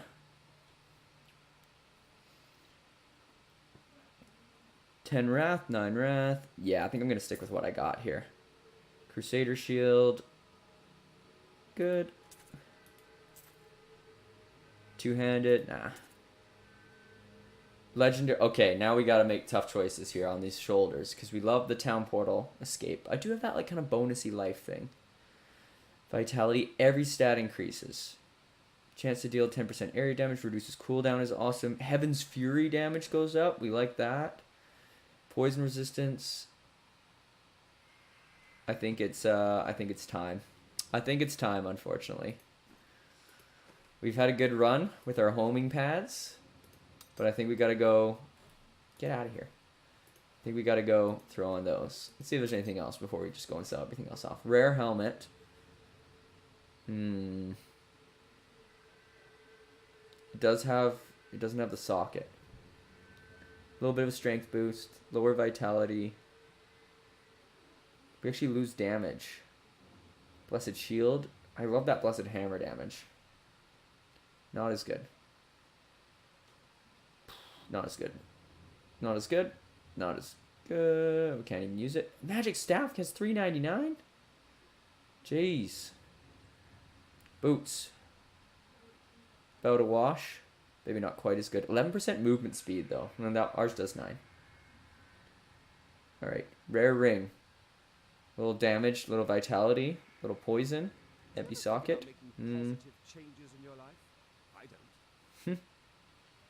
Not really stats built for us. Alright. So I think we're good to sell off.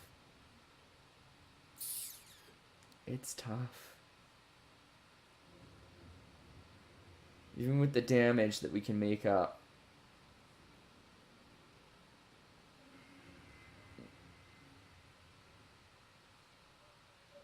40 strength, 58.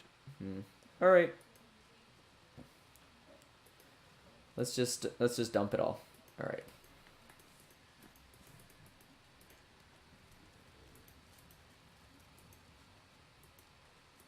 So you want some stuff? Yeah, we're gonna sell it off. Okay.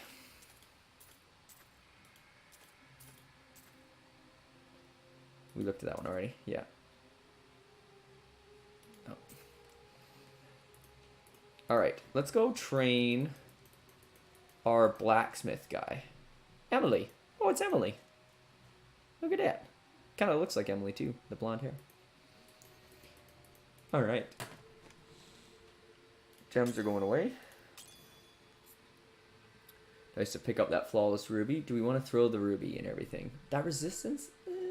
I kind of like having that one resistance one.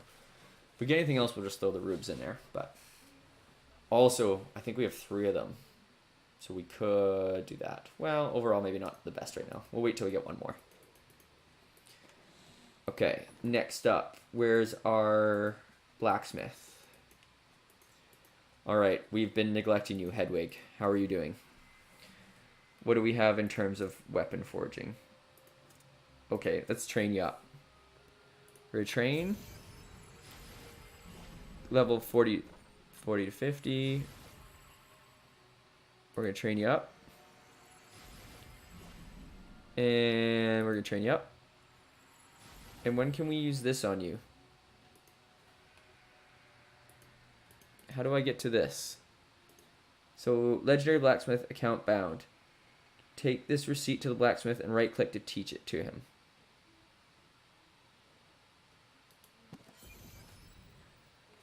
Alright. So reward, banner shape.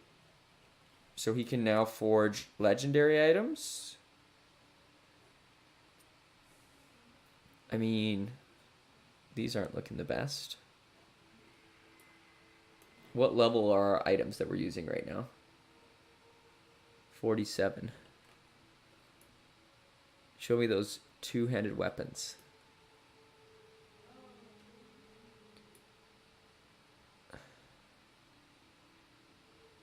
I thought we taught him how to make legendary items. Do I have to like close it and reopen it?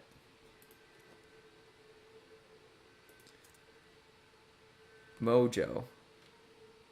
What's a mojo? Oh, witch doctor.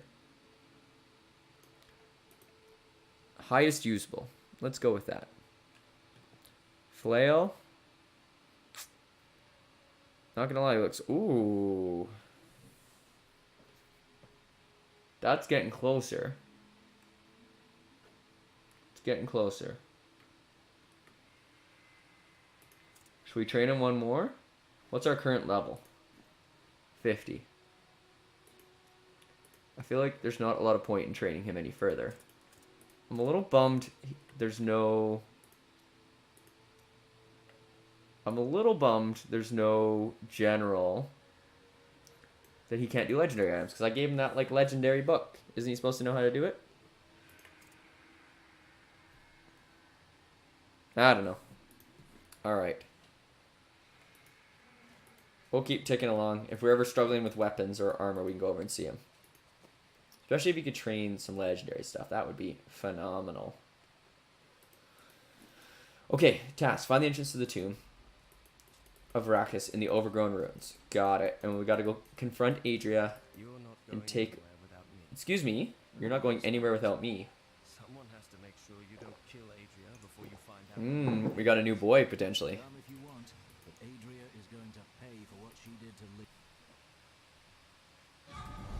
Liv. Ooh, we got a little in-between here. I'll turn up the volume for you folks. Whoop. Never mind. Went on for like half a second. My bad. Okay. I keep going to open Streamlabs to turn up the volume. I gotta figure out a way. Maybe I can set up a hotkey that'll turn up the volume for chat. For those story times, so you can actually kind of hear. And then I can just talk normally. I think that works out much better.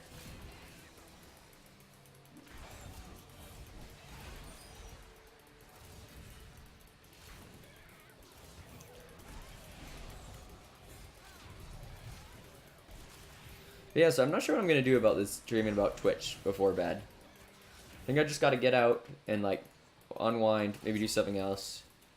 Often I've been watching, like, YouTube videos after of, like, streamers, which probably doesn't help my brain kind of come down from this, so maybe I'll think about that, because I need to get good sleep. It's important for job, and then, you know, since I'm streaming in the evenings, too, I want to be, like, focused, ready to go every time. Alright. This is the entrance to the tomb, but someone's collapsed it. Classic Adria. Spoiling all our plots. So we gotta find a different way in. Nice. One tapping them. No problem. Oh. Let's get hammers going.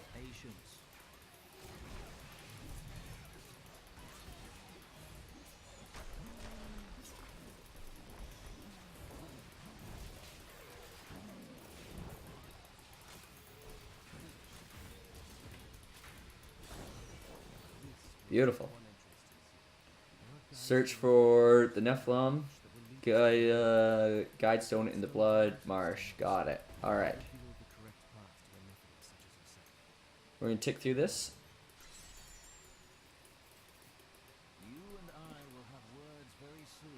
These, I don't know what these purple pools are doing.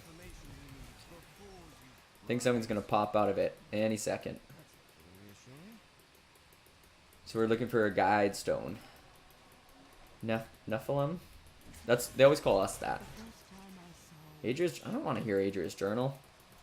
We know enough about her. We got her on locks. Should be fine. Just gonna keep ticking through here, running our sets.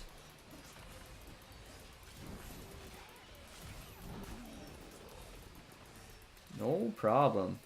Still loving that holy hammer. Chat, how's your Valentine's Day going? Mine has been very chill. We got that dot right there. No problem. We'll zip over there. Okay, we got to find this guide. Oh, we got the guide stone. Beautiful. Use the guide stone to find passage to the ruins of Corvus.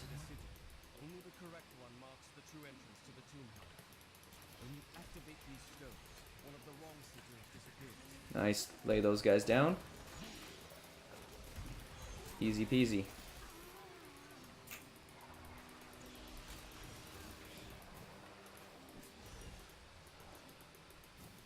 Nice. So I was watching a Canucks game the other day. I'm a big hockey fan. Vancouver Canucks are the local team. We're an interesting club. Now we've kind of gone through some different stages in our like history of the team. So like in the 70s, we were just trash. Like that's when we kind of joined the league, bottom of the barrel, didn't stand really a shot.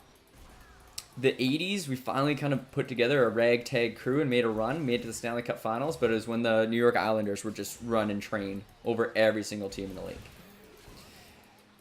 My first memory of like watching hockey was like in like the mid 90s with my dad. And it was like a couple years after we actually had another Stanley Cup run, like again, ragtag crew. Actually, that's not completely true. We had some of like the most elite players in the NHL, like Pavel Bure, Alexander McGillney. We just didn't really like pull it together during the season, and then the playoffs just went on a run. Made it to the finals, made it all the way to Game 7, the Stanley Cup Finals. We're so close to taking that W. We were down like I think 3-2 in like the dying minutes. Our captain Trevor Linden hit the post. Could not believe it. Lost in the Stanley Cup Finals. Still no Stanley Cup. A couple years later, we're rebuilding. We're trash again. This is my earliest memories of like the Canucks. Ooh, what was that? Knight's Revenge. Oh, it's Barbarian only. Too bad. All right. Use the guidestone to find the passage in the ruins. Wretched Hole? Let's see. It's down the Wretched Hole. Probably loot, if I had to guess. And I'm okay with that. We'll just wake up some monsters in the ground. And then try to get some loot.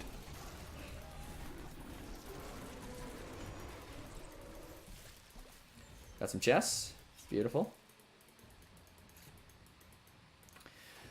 So that was like my earliest memory of the Canucks, is just us being this trash tier hockey team.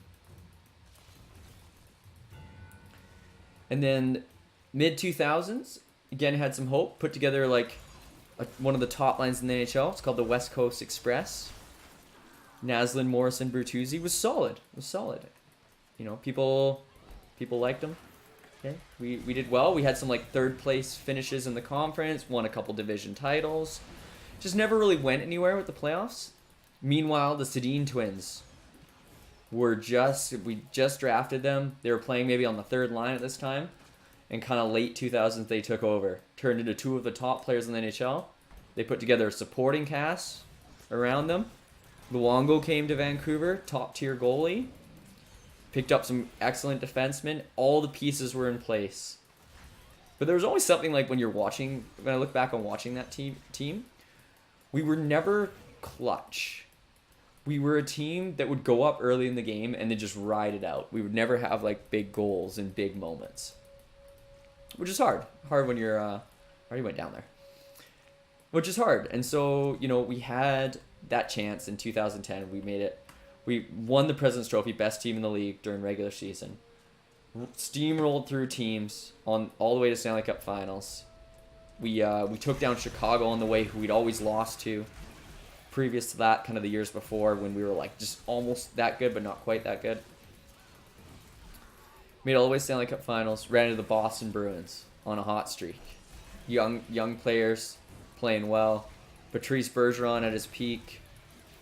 It was tough. It was really tough. We went up 3-2. Fell apart the last couple games and lost. And I still remember that so clearly. I came over to Vancouver for that game. And this day is actually pretty well known in Vancouver history because of the riots after.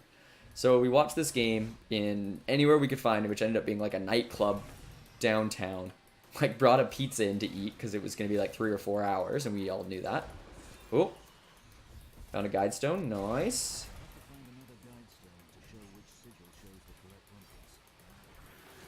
We knew it was going to be 3 or 4 hours. Had a pizza, watched the game, lost 4-0. And I still remember that moment, like walking out onto the street, and there were so many people filtering out all of the pubs and restaurants, and the craziness that happened. So we came around a corner, and then it was kind of like you saw down the road a fire kind of go up. I saw someone go and tip over a porta potty. I saw someone breaking a window. I remember there was this guy standing in a circle, people being like, "I will fight anyone right now." It was crazy. It was absolutely crazy. First time really experiencing mob mentality as well. I remember I was around all these people, and everyone turned and started running. And without thinking at all, I just turned and immediately ran. What am I doing here? How do I get around here?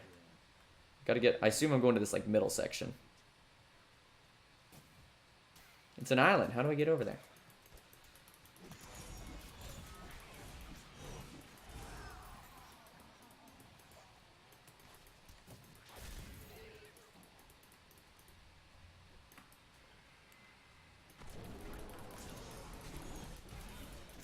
So it's chaos is ensuing in the downtown core of Vancouver. And we got to the point where we were like, we got to get out of here because, you know, things are going to happen soon. And we were lucky. We got on one of the... oh, I just was right there. We got on one of the last buses. Did I already go down there? I don't think so. Yeah, there we go. Okay. Passage of the ruins of Corvus. Okay. We're making progress here. We're ticking along. So I still remember I got out on one of the last buses out of Vancouver. Oh, all right.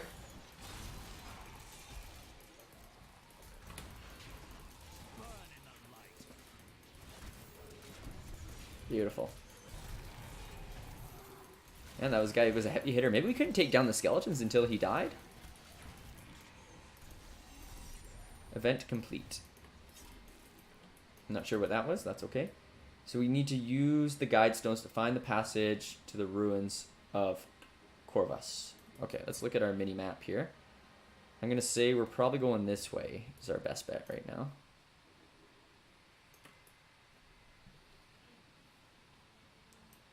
Oop. Is that... yeah. That does not make us feel good. We shouldn't run through that, I don't think. Yep, going around. Oh, here we go. So yeah, it was a crazy day. We got out of there. All right. Was quite sad about it. The next year after that amazing run, we won the league again, and it's like, this is the year. Got absolutely destroyed by the LA Kings in the next round. And they just ran it all the way to the Stanley Cup Finals. Took it down. I was like, oh my gosh. Nice. Okay, we're still finding some more stones. Enter the wave passage. Oh, we got an arrow.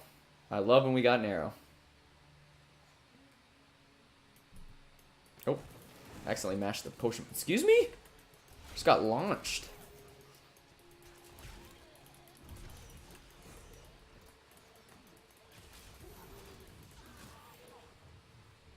There's our wave passage. It even looks like a wave. Look at that. Isn't that nice? This is the right passage. This is the right passage. All right. So we're in there. Find the ruin of Corvus. I think we can do that. Ooh, look at that guy. He's got like 4 head horns, but they go out of his shoulders instead. All right. Ticking along here. All right, so we get lit up by the LA Kings. This is like, or now into like the early 2010s.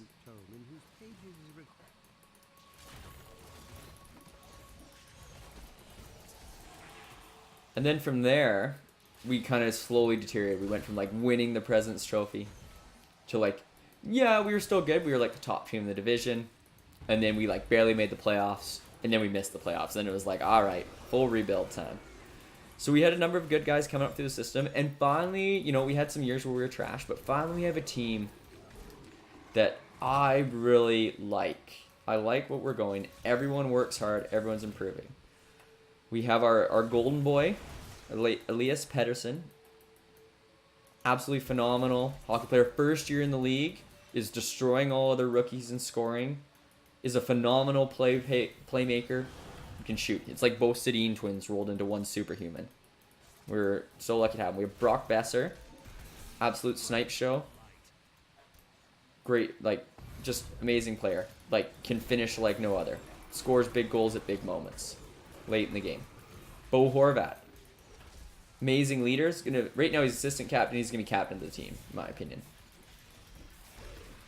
You know, we have some goalies coming up to the system, but our goalie that was supposed to just kind of be our placeholder for now, Jacob Markstrom, has been playing really, really well. It's had some huge games, got us some big wins. It's been we've been lucky with him. Defensively, we're still hurting a bit, but those forward pieces are all there. And so I think over the next, we might sneak into the playoffs this year. We're hanging around that 8th spot. I think it'd be great for the young guys to get a taste. Feel what it feels like to be in the playoffs. And then just building from there. But this is like, going to games has just been amazing this year. Went to a game against Colorado. Probably the best Canucks game I've been to in my life. Opening play. We're getting flawless square rubies on the ground. Amazing. Opening play, like a minute into the game.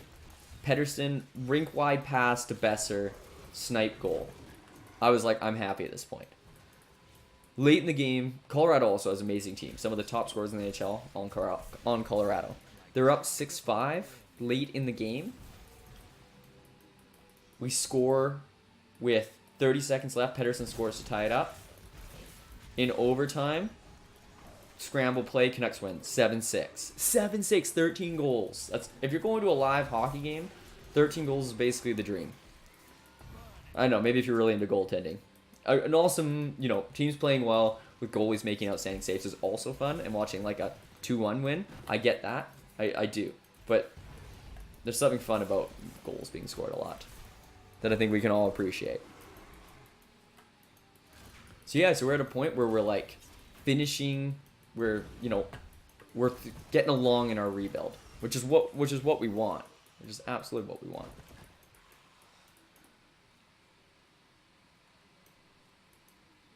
Nice. All right. So Ruins of Corvus. Let's dial in here. We got to be close here. You can join me when it's finished. You're going to kill her, aren't you? You're going to kill her, aren't you? Do what is right. We're all counting on you. All right, we're gonna do what's right. Got to kill. Probably got to kill Adria. She betrayed us. All right, stay dialed here. Find the entrance to the Great Hall. Flesh Gorgers. Look at these boys.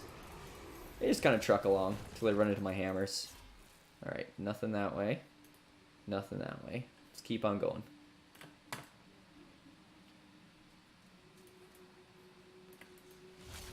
Want to stay focused here. I think... I don't know. Adria might be like pretty tough. Curious to see how it was. How she's going to be.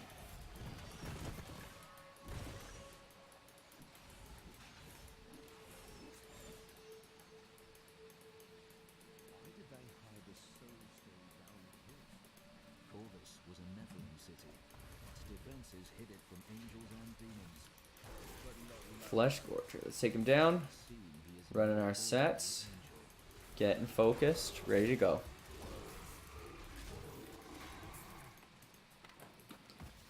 Ooh.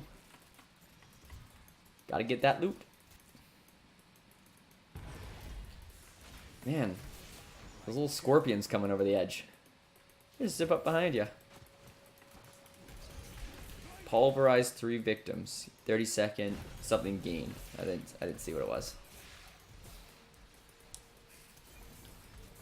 Massive blow.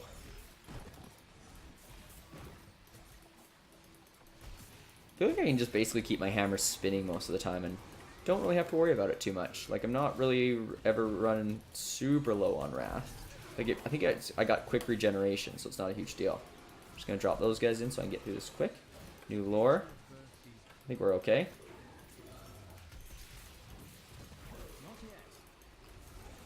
Alright. Let's shield up for a sec.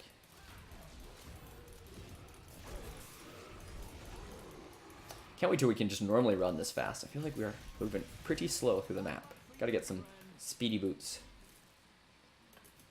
I feel like it should be like boots that boost speed. I guess it could be on any item, but likely on boots. not ready yet.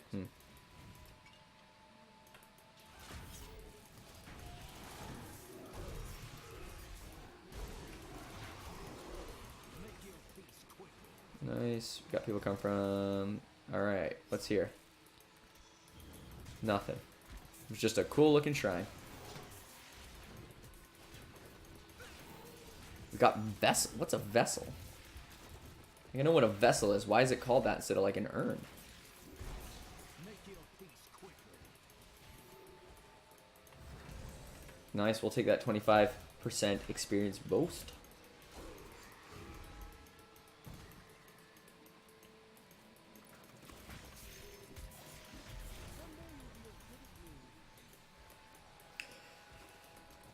So something I think about, I don't know how long we have to the Great Hall, so I'm just going to talk about some stuff.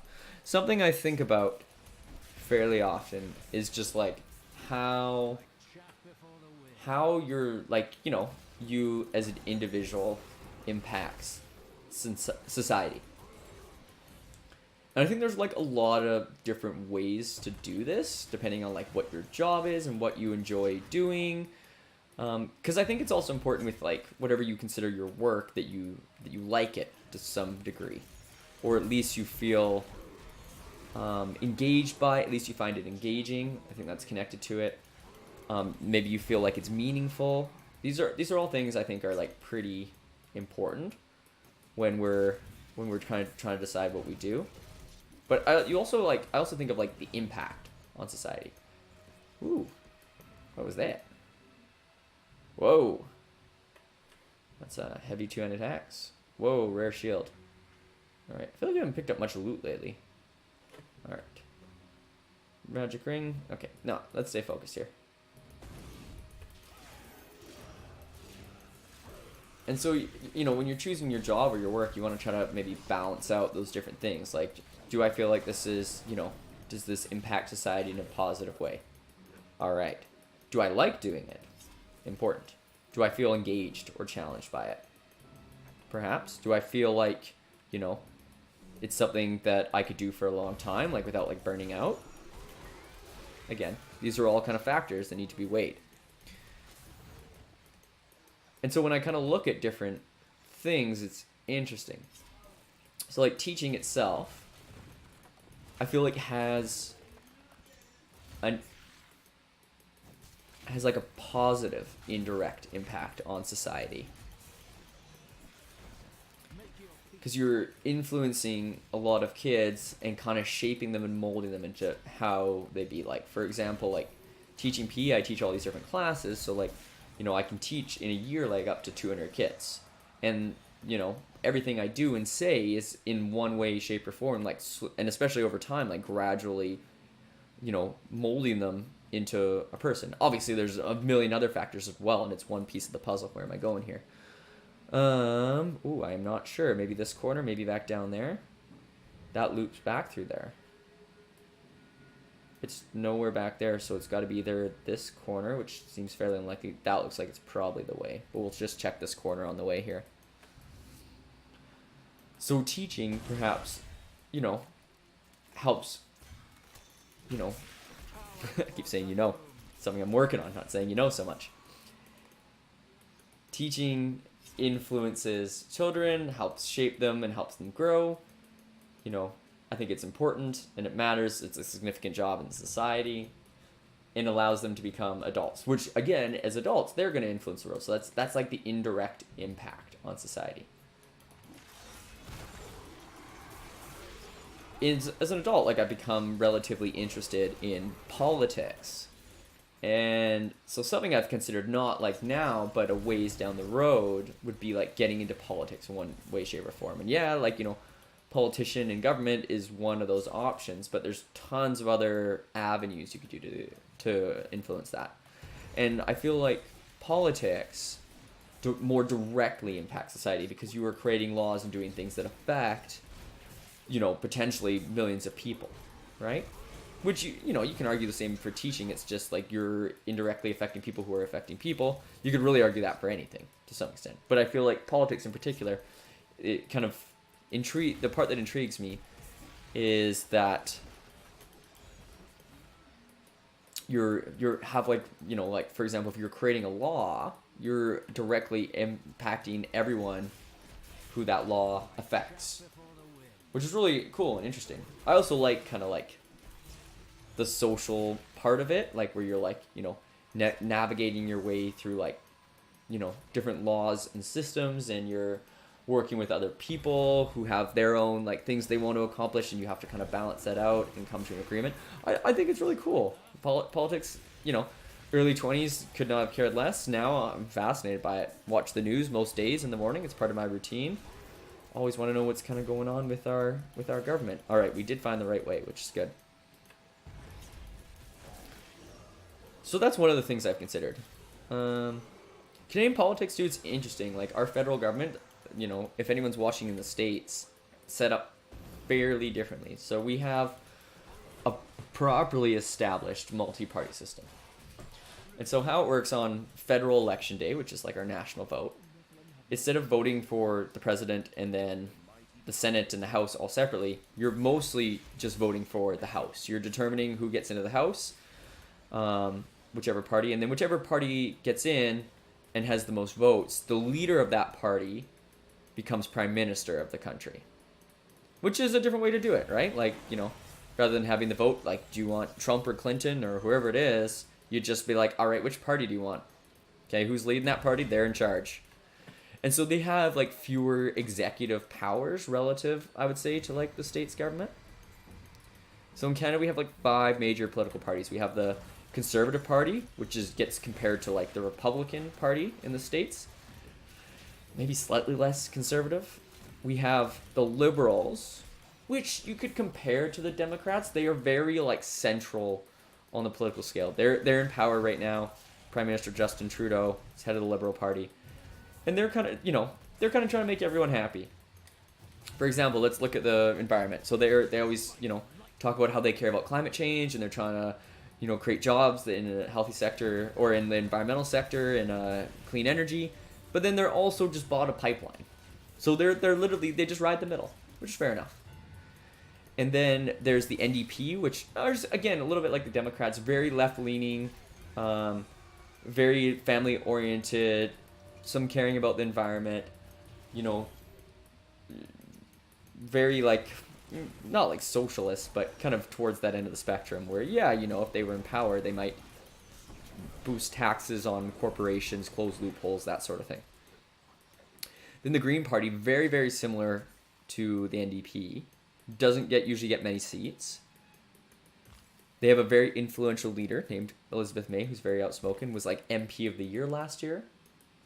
Man, we're struggling to get through this. Oh, man. When all is Wayne, it's probably right there. All right. Well, we'll figure it out.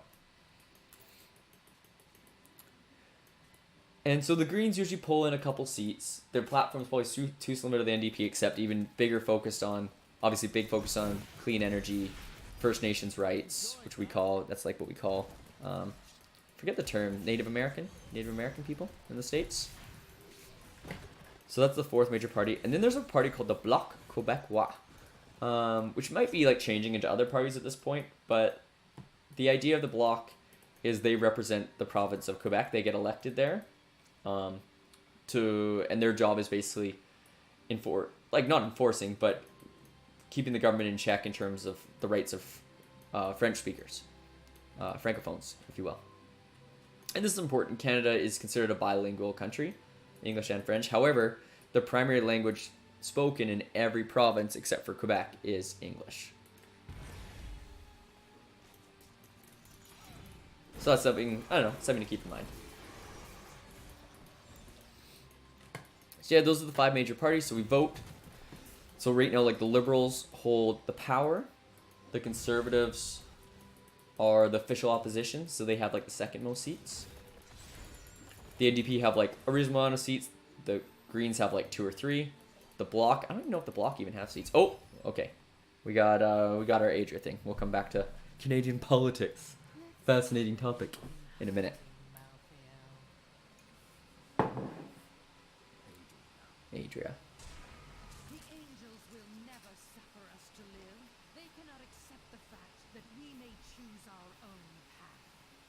At least demons are not so rigid in their beliefs. So her argument is like angels aren't gonna let us live. So hey, let's just deal with the demons. Uh-oh. She just sacrificed herself. And we got a spider monkey coming out. Alright, get ready to run our sets here. We're gonna have a boss fight for sure. Running sets right away.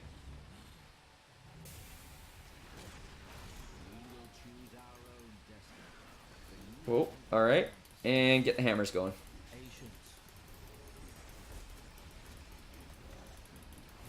Nice, alright, here we go.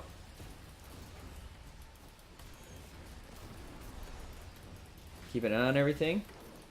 Nice, tapping her. Nope, not hitting us too hard, Alright, drop those boys. Nice. I don't know what she's doing right now. We're getting ready to move. Dodge if needed, Alright, back to running our sets. Here we go. Let's hit with that. Okay. Nice. Just dropping hammers like they're anything. Alright, no problem. Keep the hammers rolling. Keep them rolling.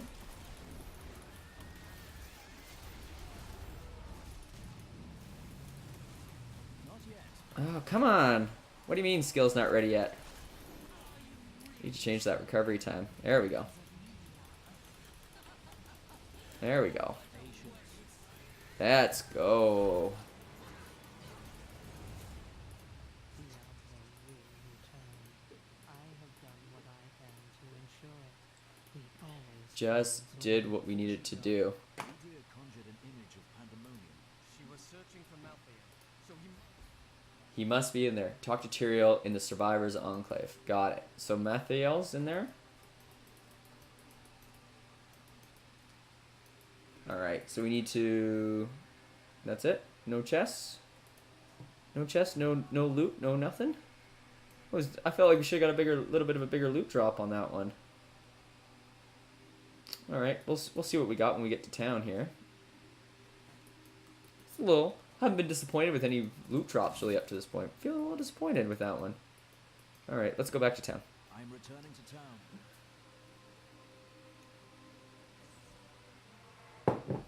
Beautiful. Alright. Back in town. Who we gotta talk to? Tyrael? Talk to Tyrael in the Survivors Enclave. What does Tyrael have to say? Seems our friend Malthael is in pandemonium. No doubt he has gone to the fortress. Malthael can hold out there until the end of time. He is forcing us to come to him. He's clever, delaying us while his power grows with each moment. The only way to pandemonium is through the high heavens. Not through a sewer this time. Alright, so we gotta go to Pandemonium through the high heavens. Before we roll to the Pandemonium, let's sort out our inventory and get all that ready to go. And maybe look at, we might look at gems for a minute here too. I feel like we could do that. Alright. Quartermaster. My last customer. Sell. Interesting. Holy skills deal more damage. Okay. No strength. Critical hit chance increased. That's not bad. Yeah, we're gonna sell it. Flail. Shoulders. Heaven's Fury damage. No. No. Definitely keeping the gems. Magic ring. Absolutely not. Rare shield. Alright. Very high block amounts. Vitality, life regeneration. I just need that strength bonus. No, definitely not the shoulders. 200 axe, okay, bracers. Rare helm. Big strength boost, big vitality boost, increased blessed hammer blessed hammer damage. I'm gonna say that's absolutely worth it. And look at how sweet it looks. Alright, let's throw that on and see how we look. Ooh, look at that head. Woohoo! Sell it. Sell it. Rare flail. See you later. Rare shield. 232 strength's pretty good. Doesn't have the socket though. It's out. Nope. And we're selling. Selling. Whoa! I didn't mean to. That was too quick. Magic pole arm. I was too quick on the pole arm. Oh, that was the better one too. Dang it. 10 Rathel's pretty good. And I like that life per hit. Like, you know, wow, our life is very high. So 2,000 life per hit. You know, you hit a few times, we're staying alive here. Even with the empty socket. I think I'm going to hang on to it for now, even with a little bit of the damage boost.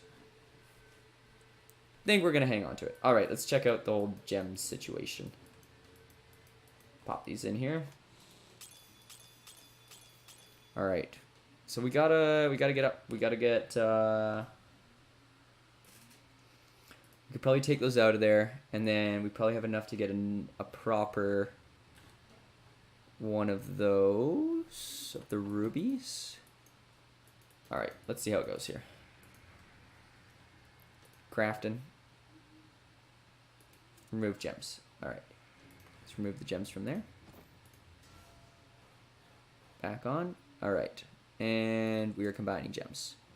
We want the flawless. We want star rubies. We have 4. We want 3. We're going to craft it.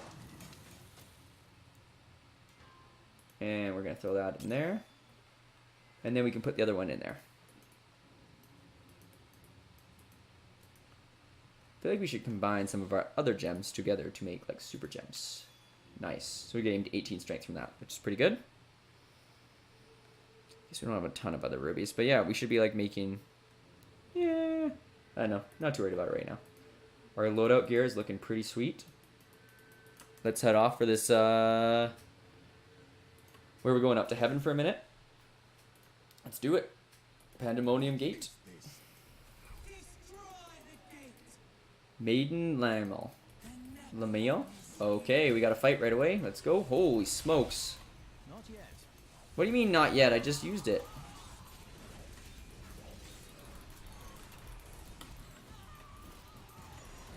That was like just right in the middle of the action.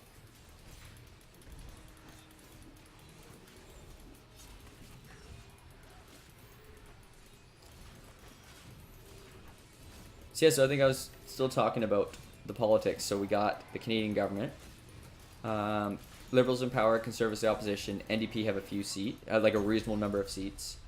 Greens have a couple seats. Bloc, not many seats. So that's like how our government's set up right now. But we do have an election coming up this year, so it's a big year, which is exciting for me. I will not be voting Liberal. Maybe I shouldn't state political opinions on here, in case it's different from other people. But at the same time, I think if everyone can have a polite conversation about it, I don't think it's the biggest issue. Alright, so we're going to go to the Path of War.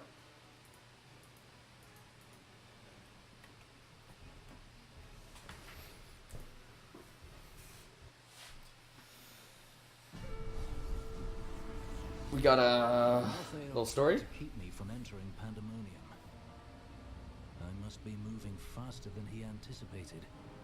Tried to keep me from entering there, I will cross but I'm this moving too fast for him. past the wreckage of countless battles between angel and demon. Somewhere out there is the Pandemonium Fortress, where the Angel of Death waits for me. Ooh, I feel like we're getting near the end of the game. Angel of Death awaits for me. That's exciting. Okay, what's going on here? We got Battlefields of Eternity. Like you finish a quest and they like give you like a blue item. It's like, oh, alright. I guess I can sell that for a little bit.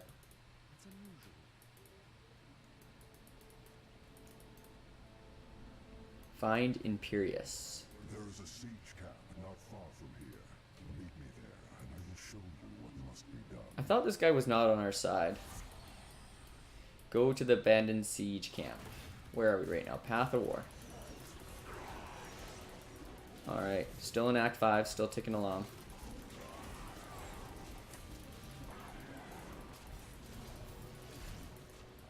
Whoa! Holy smokes! Imperious. Imperious just came and like saved the day there. Like a million boys popped out of the ground and he was like, nah, nah, nah. I got it. Imperious sounds like a wand spell in Harry Potter. Alright, so we're taking along this camp. Yeah, so, but earlier though, so I was talking about, okay, so teaching maybe indirect impact on society, still positive impact. Politics, you know, directly impacting society, positive way. But then doing stuff here on Twitch, like, you know, like, or any sort of job that you can identify as like entertainment, you know, I think still has value in its own way as well. If you're having fun doing it, holy smokes, when those guys all pop up, that's crazy. Every time he just shows up and just wipes them. Must I do everything? I had him. I had him, bud. You don't have to do everything, but give me a shot, give me a chip and a chair. I got it. So you gonna just do it to us again? Just keep popping up every time there's like 20 enemies that show up. Level 53. Here we go. Let's see what we get. Runes coming through. Shield Bash rune unlocked. Ooh, that's a big boy. Keep an eye on health here.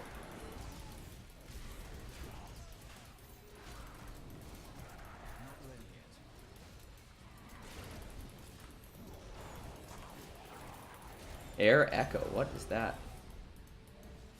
Every time, you don't even give me a chance to fight him. You just show up and do it for me. I don't like it, bud. I don't like it. Let me fight my own battles. I don't need your help. Well, I might need your help. Abandoned siege camp.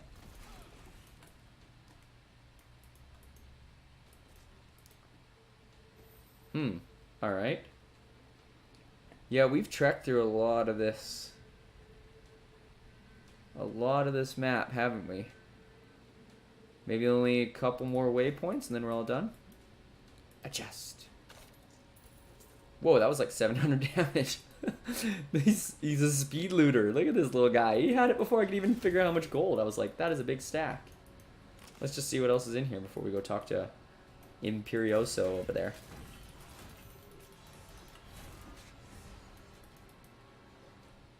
I was like, is that a person? Pretty sure they've been impaled. Alright. Let's go talk to Imperius. Do you see the battering ram below? That is the only way you can breach the fortress gates.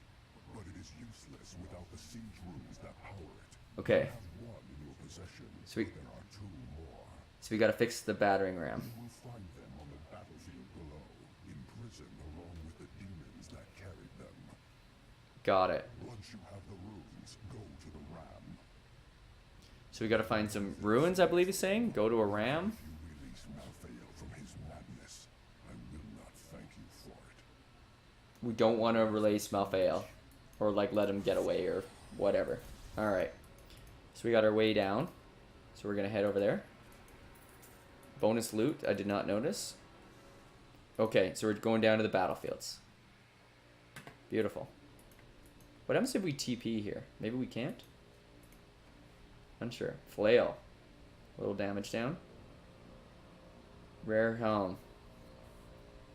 Big strength. A little bit life.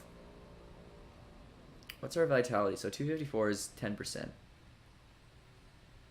Generates life. 599 life per second.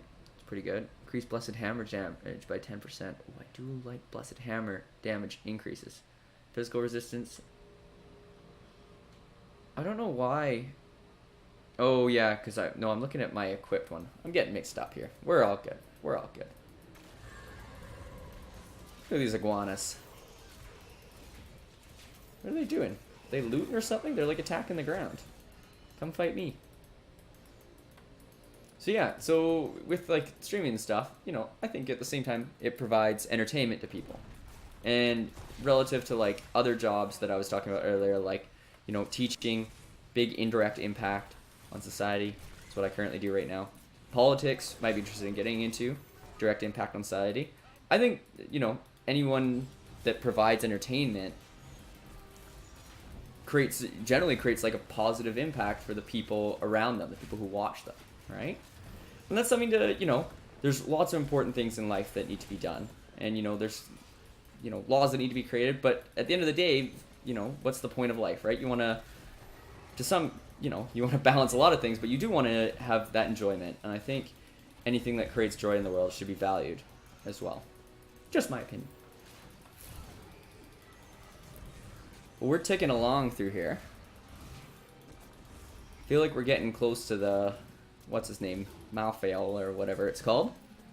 And yeah, just running our sets on these guys. Look, they're all so glowy. Chat, how's your day going? We got some new lore. Oh, it was Deckard. Closed it too quick. Miss our boy DC. Had to take one for the team, I guess. It's been a number of twists and turns kind of along the way with the storyline. Been liking it a lot. It's been great.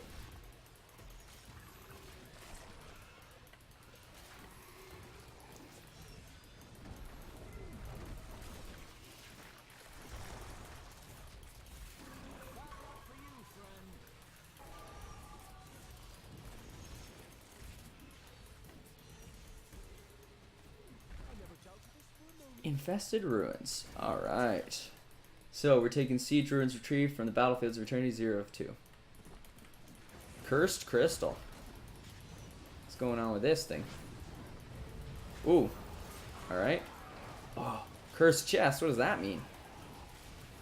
Gotta fight some bad guys before we get some good stuff.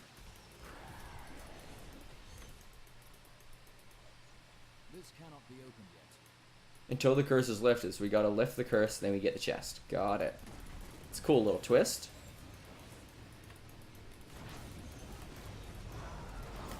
Nice running our sets on these guys. Knocking down these cursed crystals. I'm excited. There better be some good loot in there.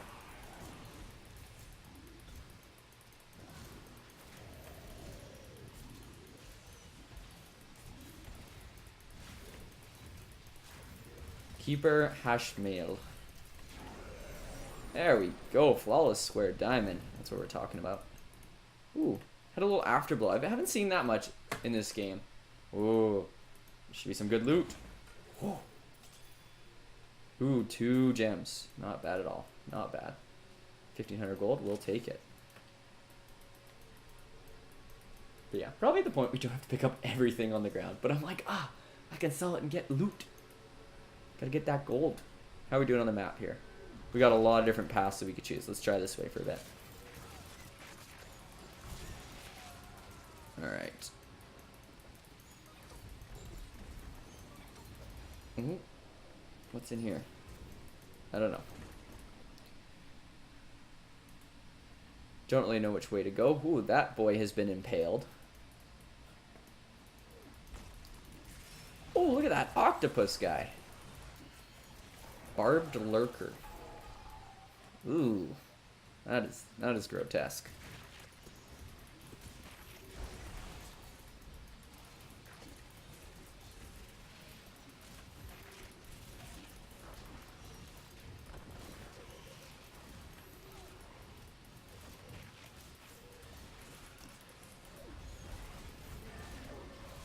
Nice. Just running our sets on him.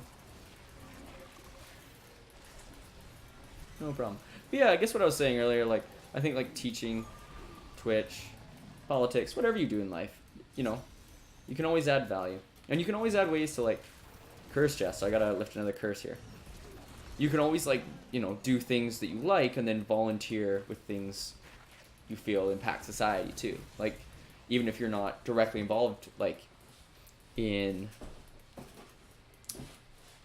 politics, like as a politician, like something even I've done in the past is like worked on political campaigns and like canvassed door to door to support people, gone to waves. I've like scrutineered at an election, which means like you're there representing the political party, making sure that everything is run according to like certain standards, and you're also able to collect data not on how people voted, but if they have voted. So if you have registered voters with your political party in the area, you can contact them on the day of and be like, hey, go vote. We need you. Nah, we don't say it like that. But like you say it to them in a kind way. Hey, have you voted yet today? Oh yeah, we noticed you hadn't. That's all right. Do you need some help getting to the polling station? You know, there's a way to support people through the process, because it's actually hard for a lot of people to vote. Like, you know, if you're someone that has any sort of mobility issues, like getting to polls can be quite a big issue. A lot of political parties run systems where they're like have people who are drivers on election day that'll drive people out to vote. It's like there's a lot of like get out the vote campaigns, things like that, which is super important, and you know, it's part of people's rights and they should always have that opportunity. Slightly controversial opinion. I don't think voting should be optional in a country. Like some countries like Australia already do this, where every single person must vote. You can literally show up to the ballot and just write nothing down on it, write your name at the top or whatever it is, and then leave it blank. And I would rather people do that than not vote at all. You know, I hear people say, oh, well, then like they won't be as an informed voter. How do you know that people right now are informed voters? Anyone can just go and write it down. I think by forcing people to do it, they'll be like, I gotta vote. All right, who should I vote for? And they'll take, like, I don't think they'll research it as much as other people will, but I think they'll spend a moment or two at least looking at it and trying to figure out, okay, maybe I should vote for this person or that person. But I understand that it is controversial getting forced to do anything people are not a fan of. But it would make a lot of sense. I think people should care about who's running their country. I really do. It's part of like my core beliefs. But at the same time, I know not everyone is into politics. I recognize that. I know I've been talking about it for a bit here, but it's important.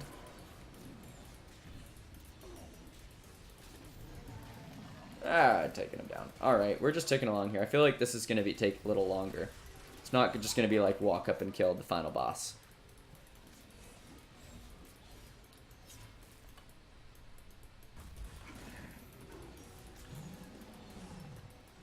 There we go. Scoring Lobers. Craig of Eternity. Battlefields of Eternity, Craig of Eternity. Maybe I've gone too far then. Oh, excuse me. There's an electric one. Come back. Sneaky little dude. You just fell off the edge. Alright. So, Siege Ruins, retrieve from the Battlefields of Eternity. Okay, I gotta... It says to go that way, though. But it says Craigs of Eternity. But the arrow says that way. Alright, well, let's see what happens. We gotta have faith in the arrow. Alright, we got a few heavy hitters in this set. Running our sets here, no problem.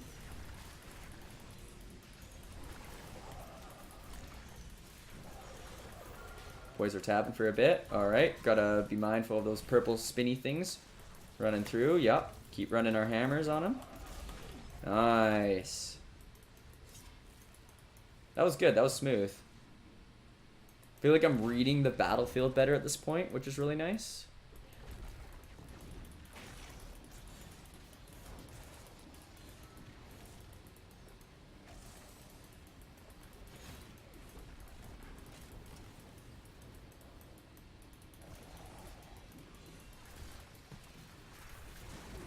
Okay, got a little distracted with the loot situation. I was like, "Ooh, I got some stuff." Gotta stay frosty here. Stay focused. All right. Dodge and run. Dodge and run. Hit him with that. Nice. No problem. All right. Should we take a half a minute to look at our loot? Yeah. Let's look at our loot. Ooh. Desperate Greaves. Some fancy pants. Strength boost. 2 sockets. Arcane resistance. Monster kill. Pretty good. Well, it's not worth it till we pull those out of there though. So we'll have to weigh that. Everything else looks pretty basic. What's this? Whoa. That is a lot of damage. But I also lose recovery. That 2,000 life per hit. But 64% damage. I mean, Historic Torments getting equipped. Look at my damage. What's the difference here? So what did I have before it was here? So I'm at 20,000 damage versus 11,000. Got to. I feel like you got to at this point. Rare helm. Wow. 348. Plus 149. Oh, it's got an armor boost within it. Increases Fist of Heaven's damage 13%. Critical hit chance. We just gave up a lot of life stats. So let's keep that in mind as we're going through here.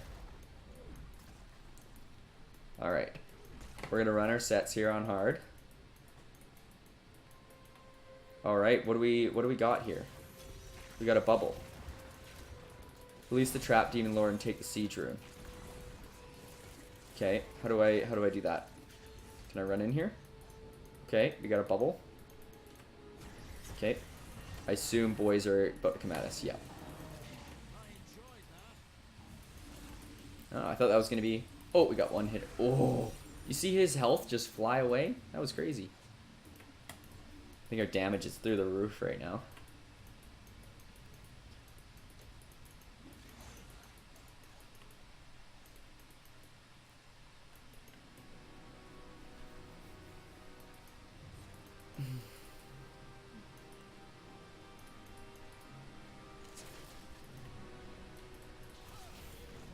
Done. Alright. Where are we going now? I got no arrow.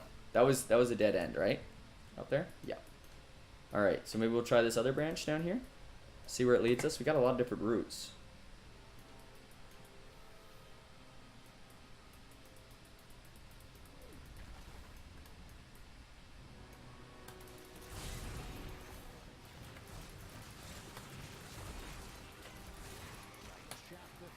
Nice.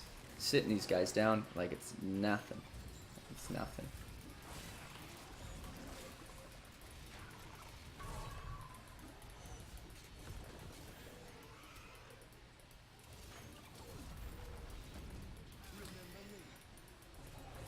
I wanted to chat about my my first backpacking experience. So, like I said, like growing up, did in an earlier stream, growing up did not travel a ton. Went to like the U.S. and Mexico. Hadn't really been out in North America until during university. Did an exchange in Scotland. Had an awesome time. So fun. Went to Rome. Went to Italy. Traveled to the UK a bunch. And just like gave me the bug. I was ready to go after that. And so after, the problem always was like a lot, travel's expensive, and you know I was going through university with student loans and didn't have a ton of savings and had to kind of always weigh pros and cons of that. So it was always kind of limited in the options. That's why the exchange itself was great, because for exchanges you pay your own university tuition and then you swap with the other one, which is just perfect. Whoa, that like tossed me out of there. That was weird.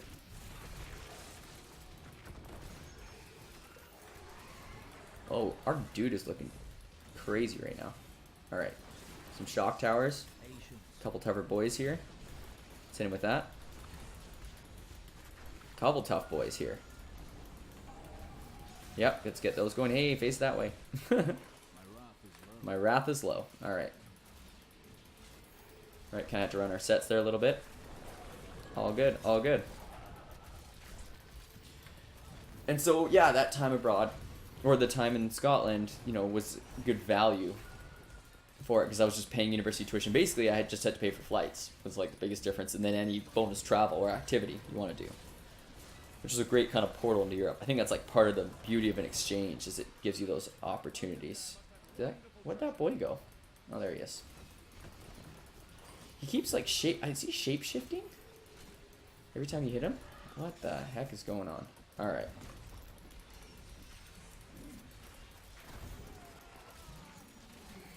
Beautiful. All right, running our sets. Everything's ticking along nicely. Let's keep going. So yeah, so after my first year of teaching, I'd saved up some money. I'd been like paying down the loan, but also been trying to like balance it a bit and save. And so I had some money to go traveling, and a buddy of mine had talked about it, and so we decided that for 6.5 weeks we were going to go and do Southeast Asia. And he'd been there before. He'd been to a lot of the places, so we kind of had a general route in mind and booked everything, and then set off. And it was, oh sweet, that's what we're looking for. We set off, flew into Thailand. I still remember so clearly the first morning in Bangkok. Oh, we gotta sort this out. All right, getting everything going right away. Whoa, I don't know what happened there. Good. Running our sets on this boy. Oh, just getting tapped. All right.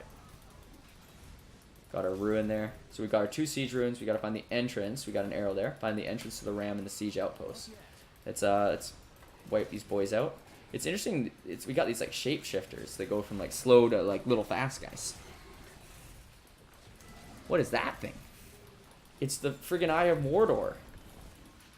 What is this? Holy smokes! Are you freaking serious right now? Like, okay, not the toughest. He looks like he's gonna explode. What is this? Realm of the Banished. Fist of Heaven's Ruin unlocked.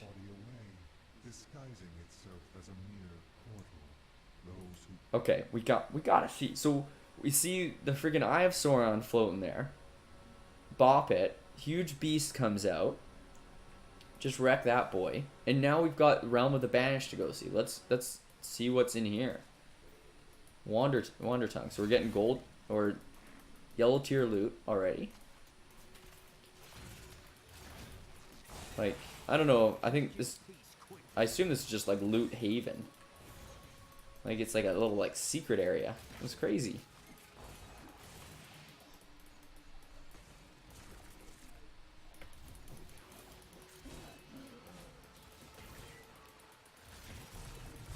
New lore. Alright. Ticking along here. Alright. Let's get out to the middle here and then drop those boys. There we go. Not yet. Alright, we got a little speed boost. Ticking along. Nothing here. Let's try back this way. Oh! Alright, we got about 1 million boys.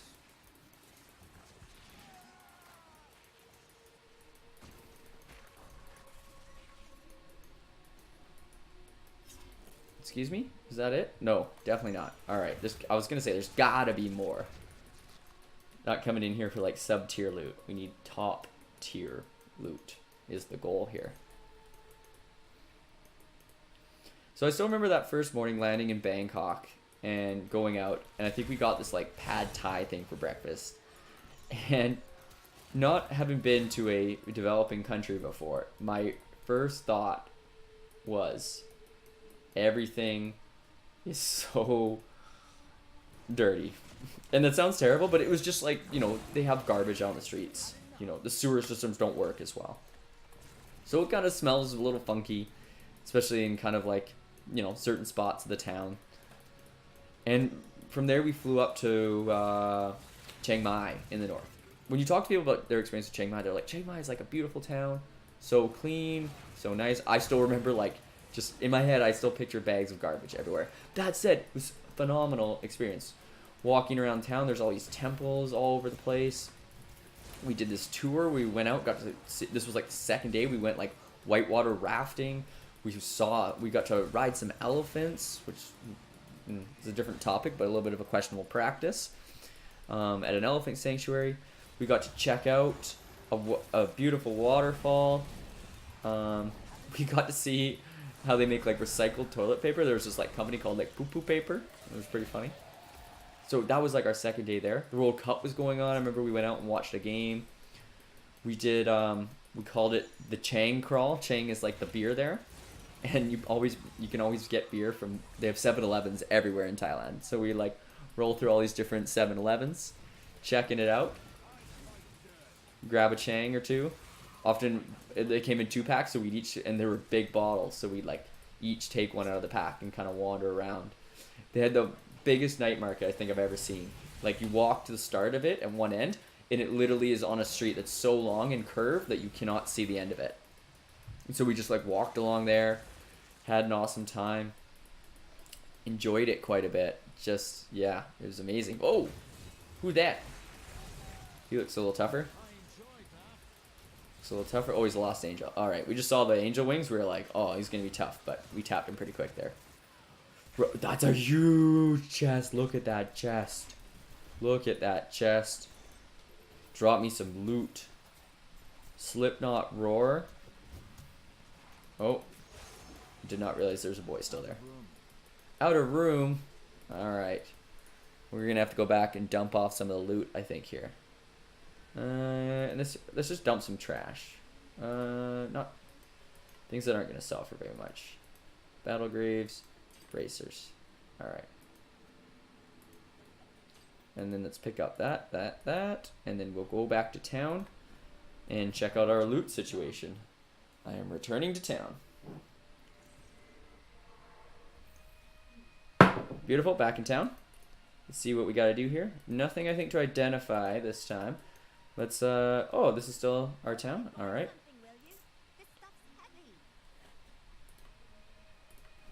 We got a rare ring here. 110 strength, 109. Oh, that's what we have equipped. Pay attention, Mike. 142 strength. Empty socket. No vitality boost. Oh, we already looked at that one. I feel like we've looked at some of this already. Whoa, that's pretty good.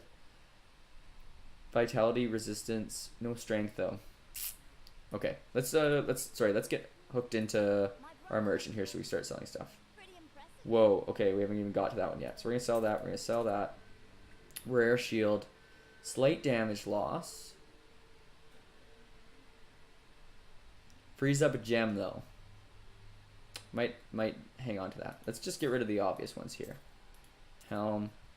Gonna have to take a look at that. See ya. Alright. This one. Okay, positive trade increases.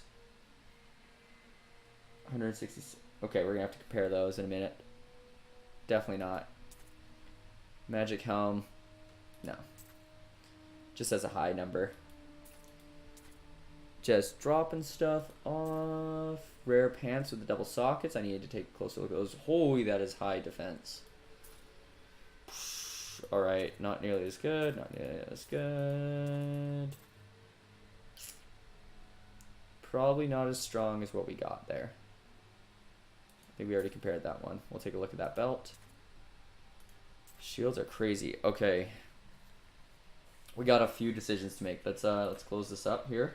Take a look here. Okay, in terms of belts, this is the highest defense belt. So let's pop that one on. And then let's compare stats. So it's saying this belt is stronger because it has more vitality, better resistance, physical resistance, life after kill. I would agree with that. This belt is going to go on. That belt is going to stay off. Those two can be sold. Let's get them out of here. Alright, helmets situation. Wow, we have 3 potential pairs of pants. Holy smokes. Rare helm. 266 strength, 149 armor. So we don't have the vitality boost. Right, we called this because we just feel like we've made some damage-based decisions. We do want to keep that life, so we're gonna toss that one. Bracers. Strength boost, armor boost, regenerate life. It's pretty good right now. Something I feel like we need a little bit of. Monster kill. We still have that strength. Little bit of vitality down. 4%. What would that drop our health from? 73,000. How did we get to 73,000? 69,000. I mean, I don't think it's the end of the world. I really don't. So we'll maybe stick with that. Shield situation. Strength, vitality, resistance. Yeah, I would say let's pull out that gem out of there. This needs to go up here for the selling. This goes down here for the gem removal. Because if I sell that off with that in there, I'm going to lose it. Pants. Okay. Regenerate better life, good strength, good vitality. Some gems freed up. I mean, that one doesn't have any things. Okay, so let's throw that in there. Put these over there. Compare those two. 230 armor. Again, it would just be throwing gems into it. So I'd say now we're selling those. What about this one? High strength already. Increases smite damage. 2 empty sockets. It'd be a stretch. I'd just say sell. Shoulders. Resistance to elements. 3% life. No. Increase falling sword damage. No big strength boost. Let's sell it. Alright, so we're going to sell that. We're going to pull gems out of those. Let's do the gems first. Alright. We're going to have like a gem surplus all of a sudden. Remove gems. Get them out. Get them out. And then these can be sold off. We're going to pull the gem. We're going to pull this out of there. We're going to stick one of these boys in there. And then I think we are good. We don't have many sockets all of a sudden. Which is okay. I feel like we're just in a stage in our looting process. Not at the end game yet. Alright. And we're selling off all this. Getting that gold. Gets a little chunks of cash for those. It's not bad. It's not bad. And let's throw gems in here.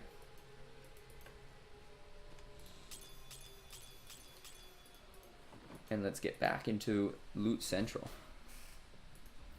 Alright. We basically cleaned out this area. I think we're pretty much done.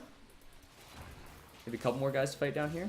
I don't know if we'll have any more sweet chests. Like, is it even worth it at this point, or should we just bail out of here?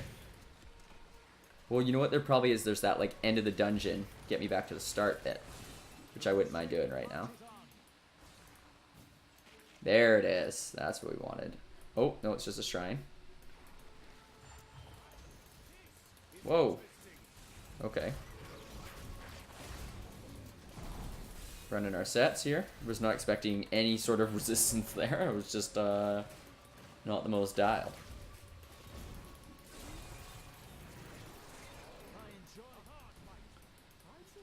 Beautiful. Alright. There's even more to this? This just never ends. Man, if there's another big loot chest like that, that's what we want. We just like equip like 3 or 4 new items. This has been a good set through here in Act 5. Nothing out here. Alright, get those boys to clean that up for me. Let's get this for a little speed boost. Alright, I think that we are not quite done.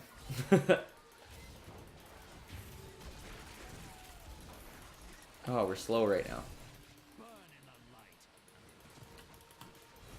That's what I want. Yes, please. Get us out of here. Beautiful. That was cool. Through the Eye of Sauron to like freaking attack and stuff. That was sweet. Alright, so what's our goal here? Inspect the cursed chest? What cursed chest? There was a cursed chest a while ago, I remember. Is it on the map? I must have missed it somehow. The Cursed Realm. Did I not inspect it? The cursed chest? Alright, well, we got an arrow there. Let's just keep going. What do we got? What's down there? Hideout the Lost Legion. Well, we gotta see what's in there. I'm so easily distracted. It's like, oh, it's a time-sensitive manner. You need to find this and that. Loot? Alright. Destroy the Legion of the Fallen. We can do that.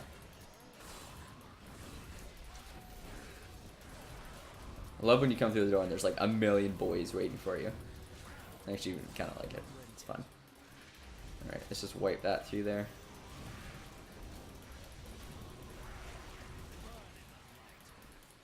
Just 1,000 of them here. I see chests glowing.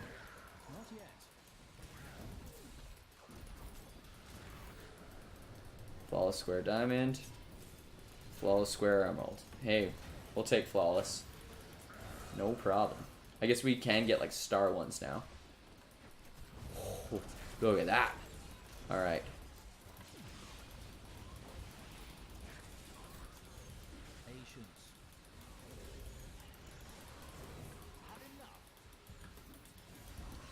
Oh, we killed them all.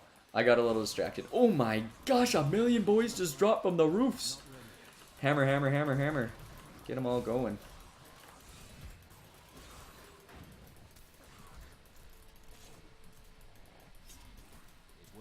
It will not open. Alright, we gotta figure out this cursed chest situation. I mean, I think part of playing the game is like you gotta rock these like side quests and enjoy. What am I doing here? Radiant chest. The demise. What's the demise? Pretty good. Damage up, toughness down. Boosts cooldown. We don't want to give up that Heaven's Fury damage, I don't think though. Triple socketed chest armor with 70 strength. I mean, might be worth it. We'll take a look at it. But I do love my current armor. Alright. Finish that event. Let's go back out of here.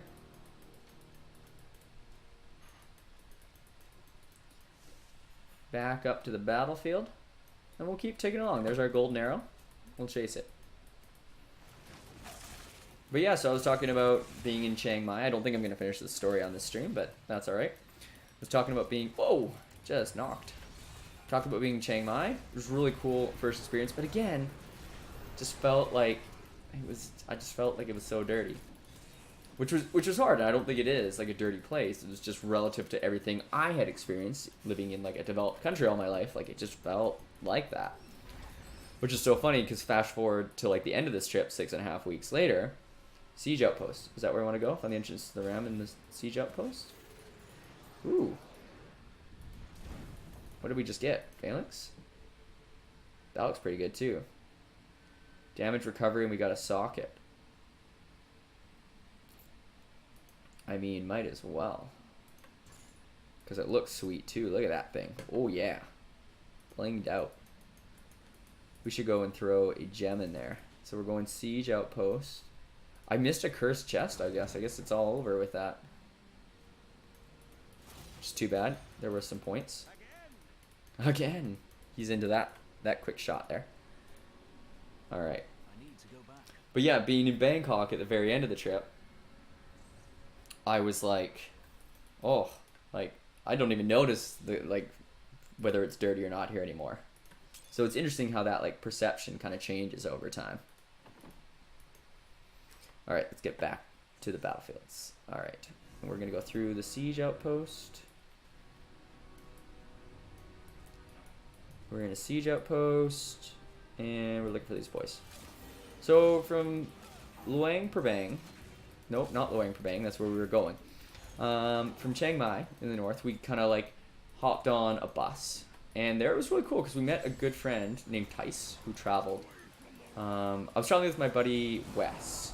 So Wes and I were traveling through, and we met Tice, and we just got along with him like super well, and he kind of like joined us in the next few places. All right, we gotta talk material.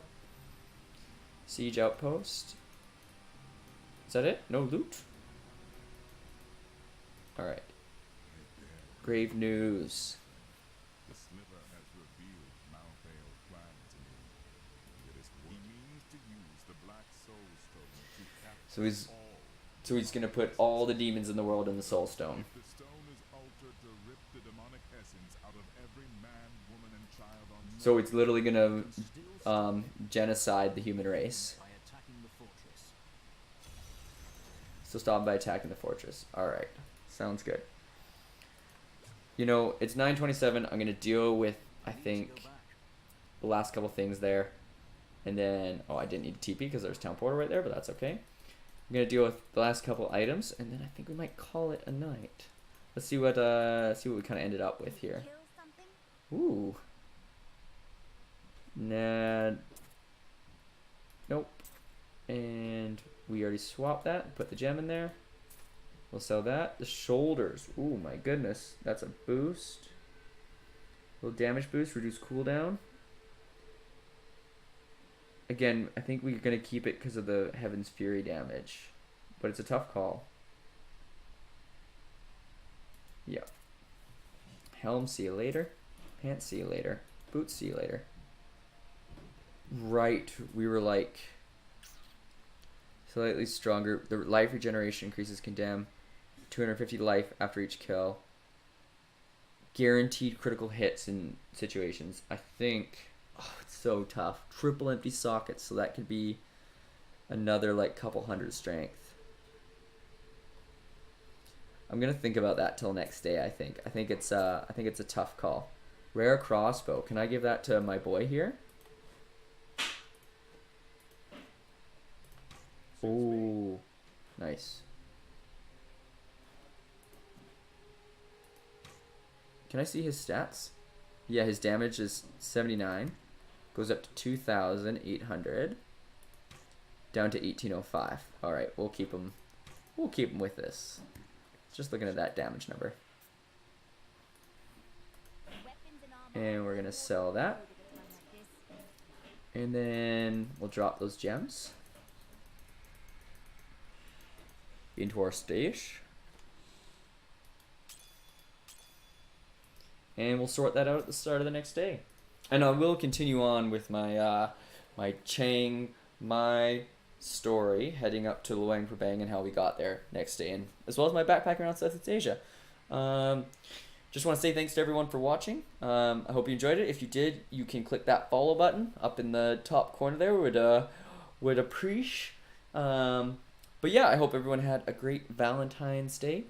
And we'll see you next time. Next stream is on Sunday, 6:30 p.m. Pacific Standard Time. We do have the long weekend come up, so I might pop on for a random string throughout the weekend. So keep an eye on your alerts, and we'll go from there. thanks for watching. See ya.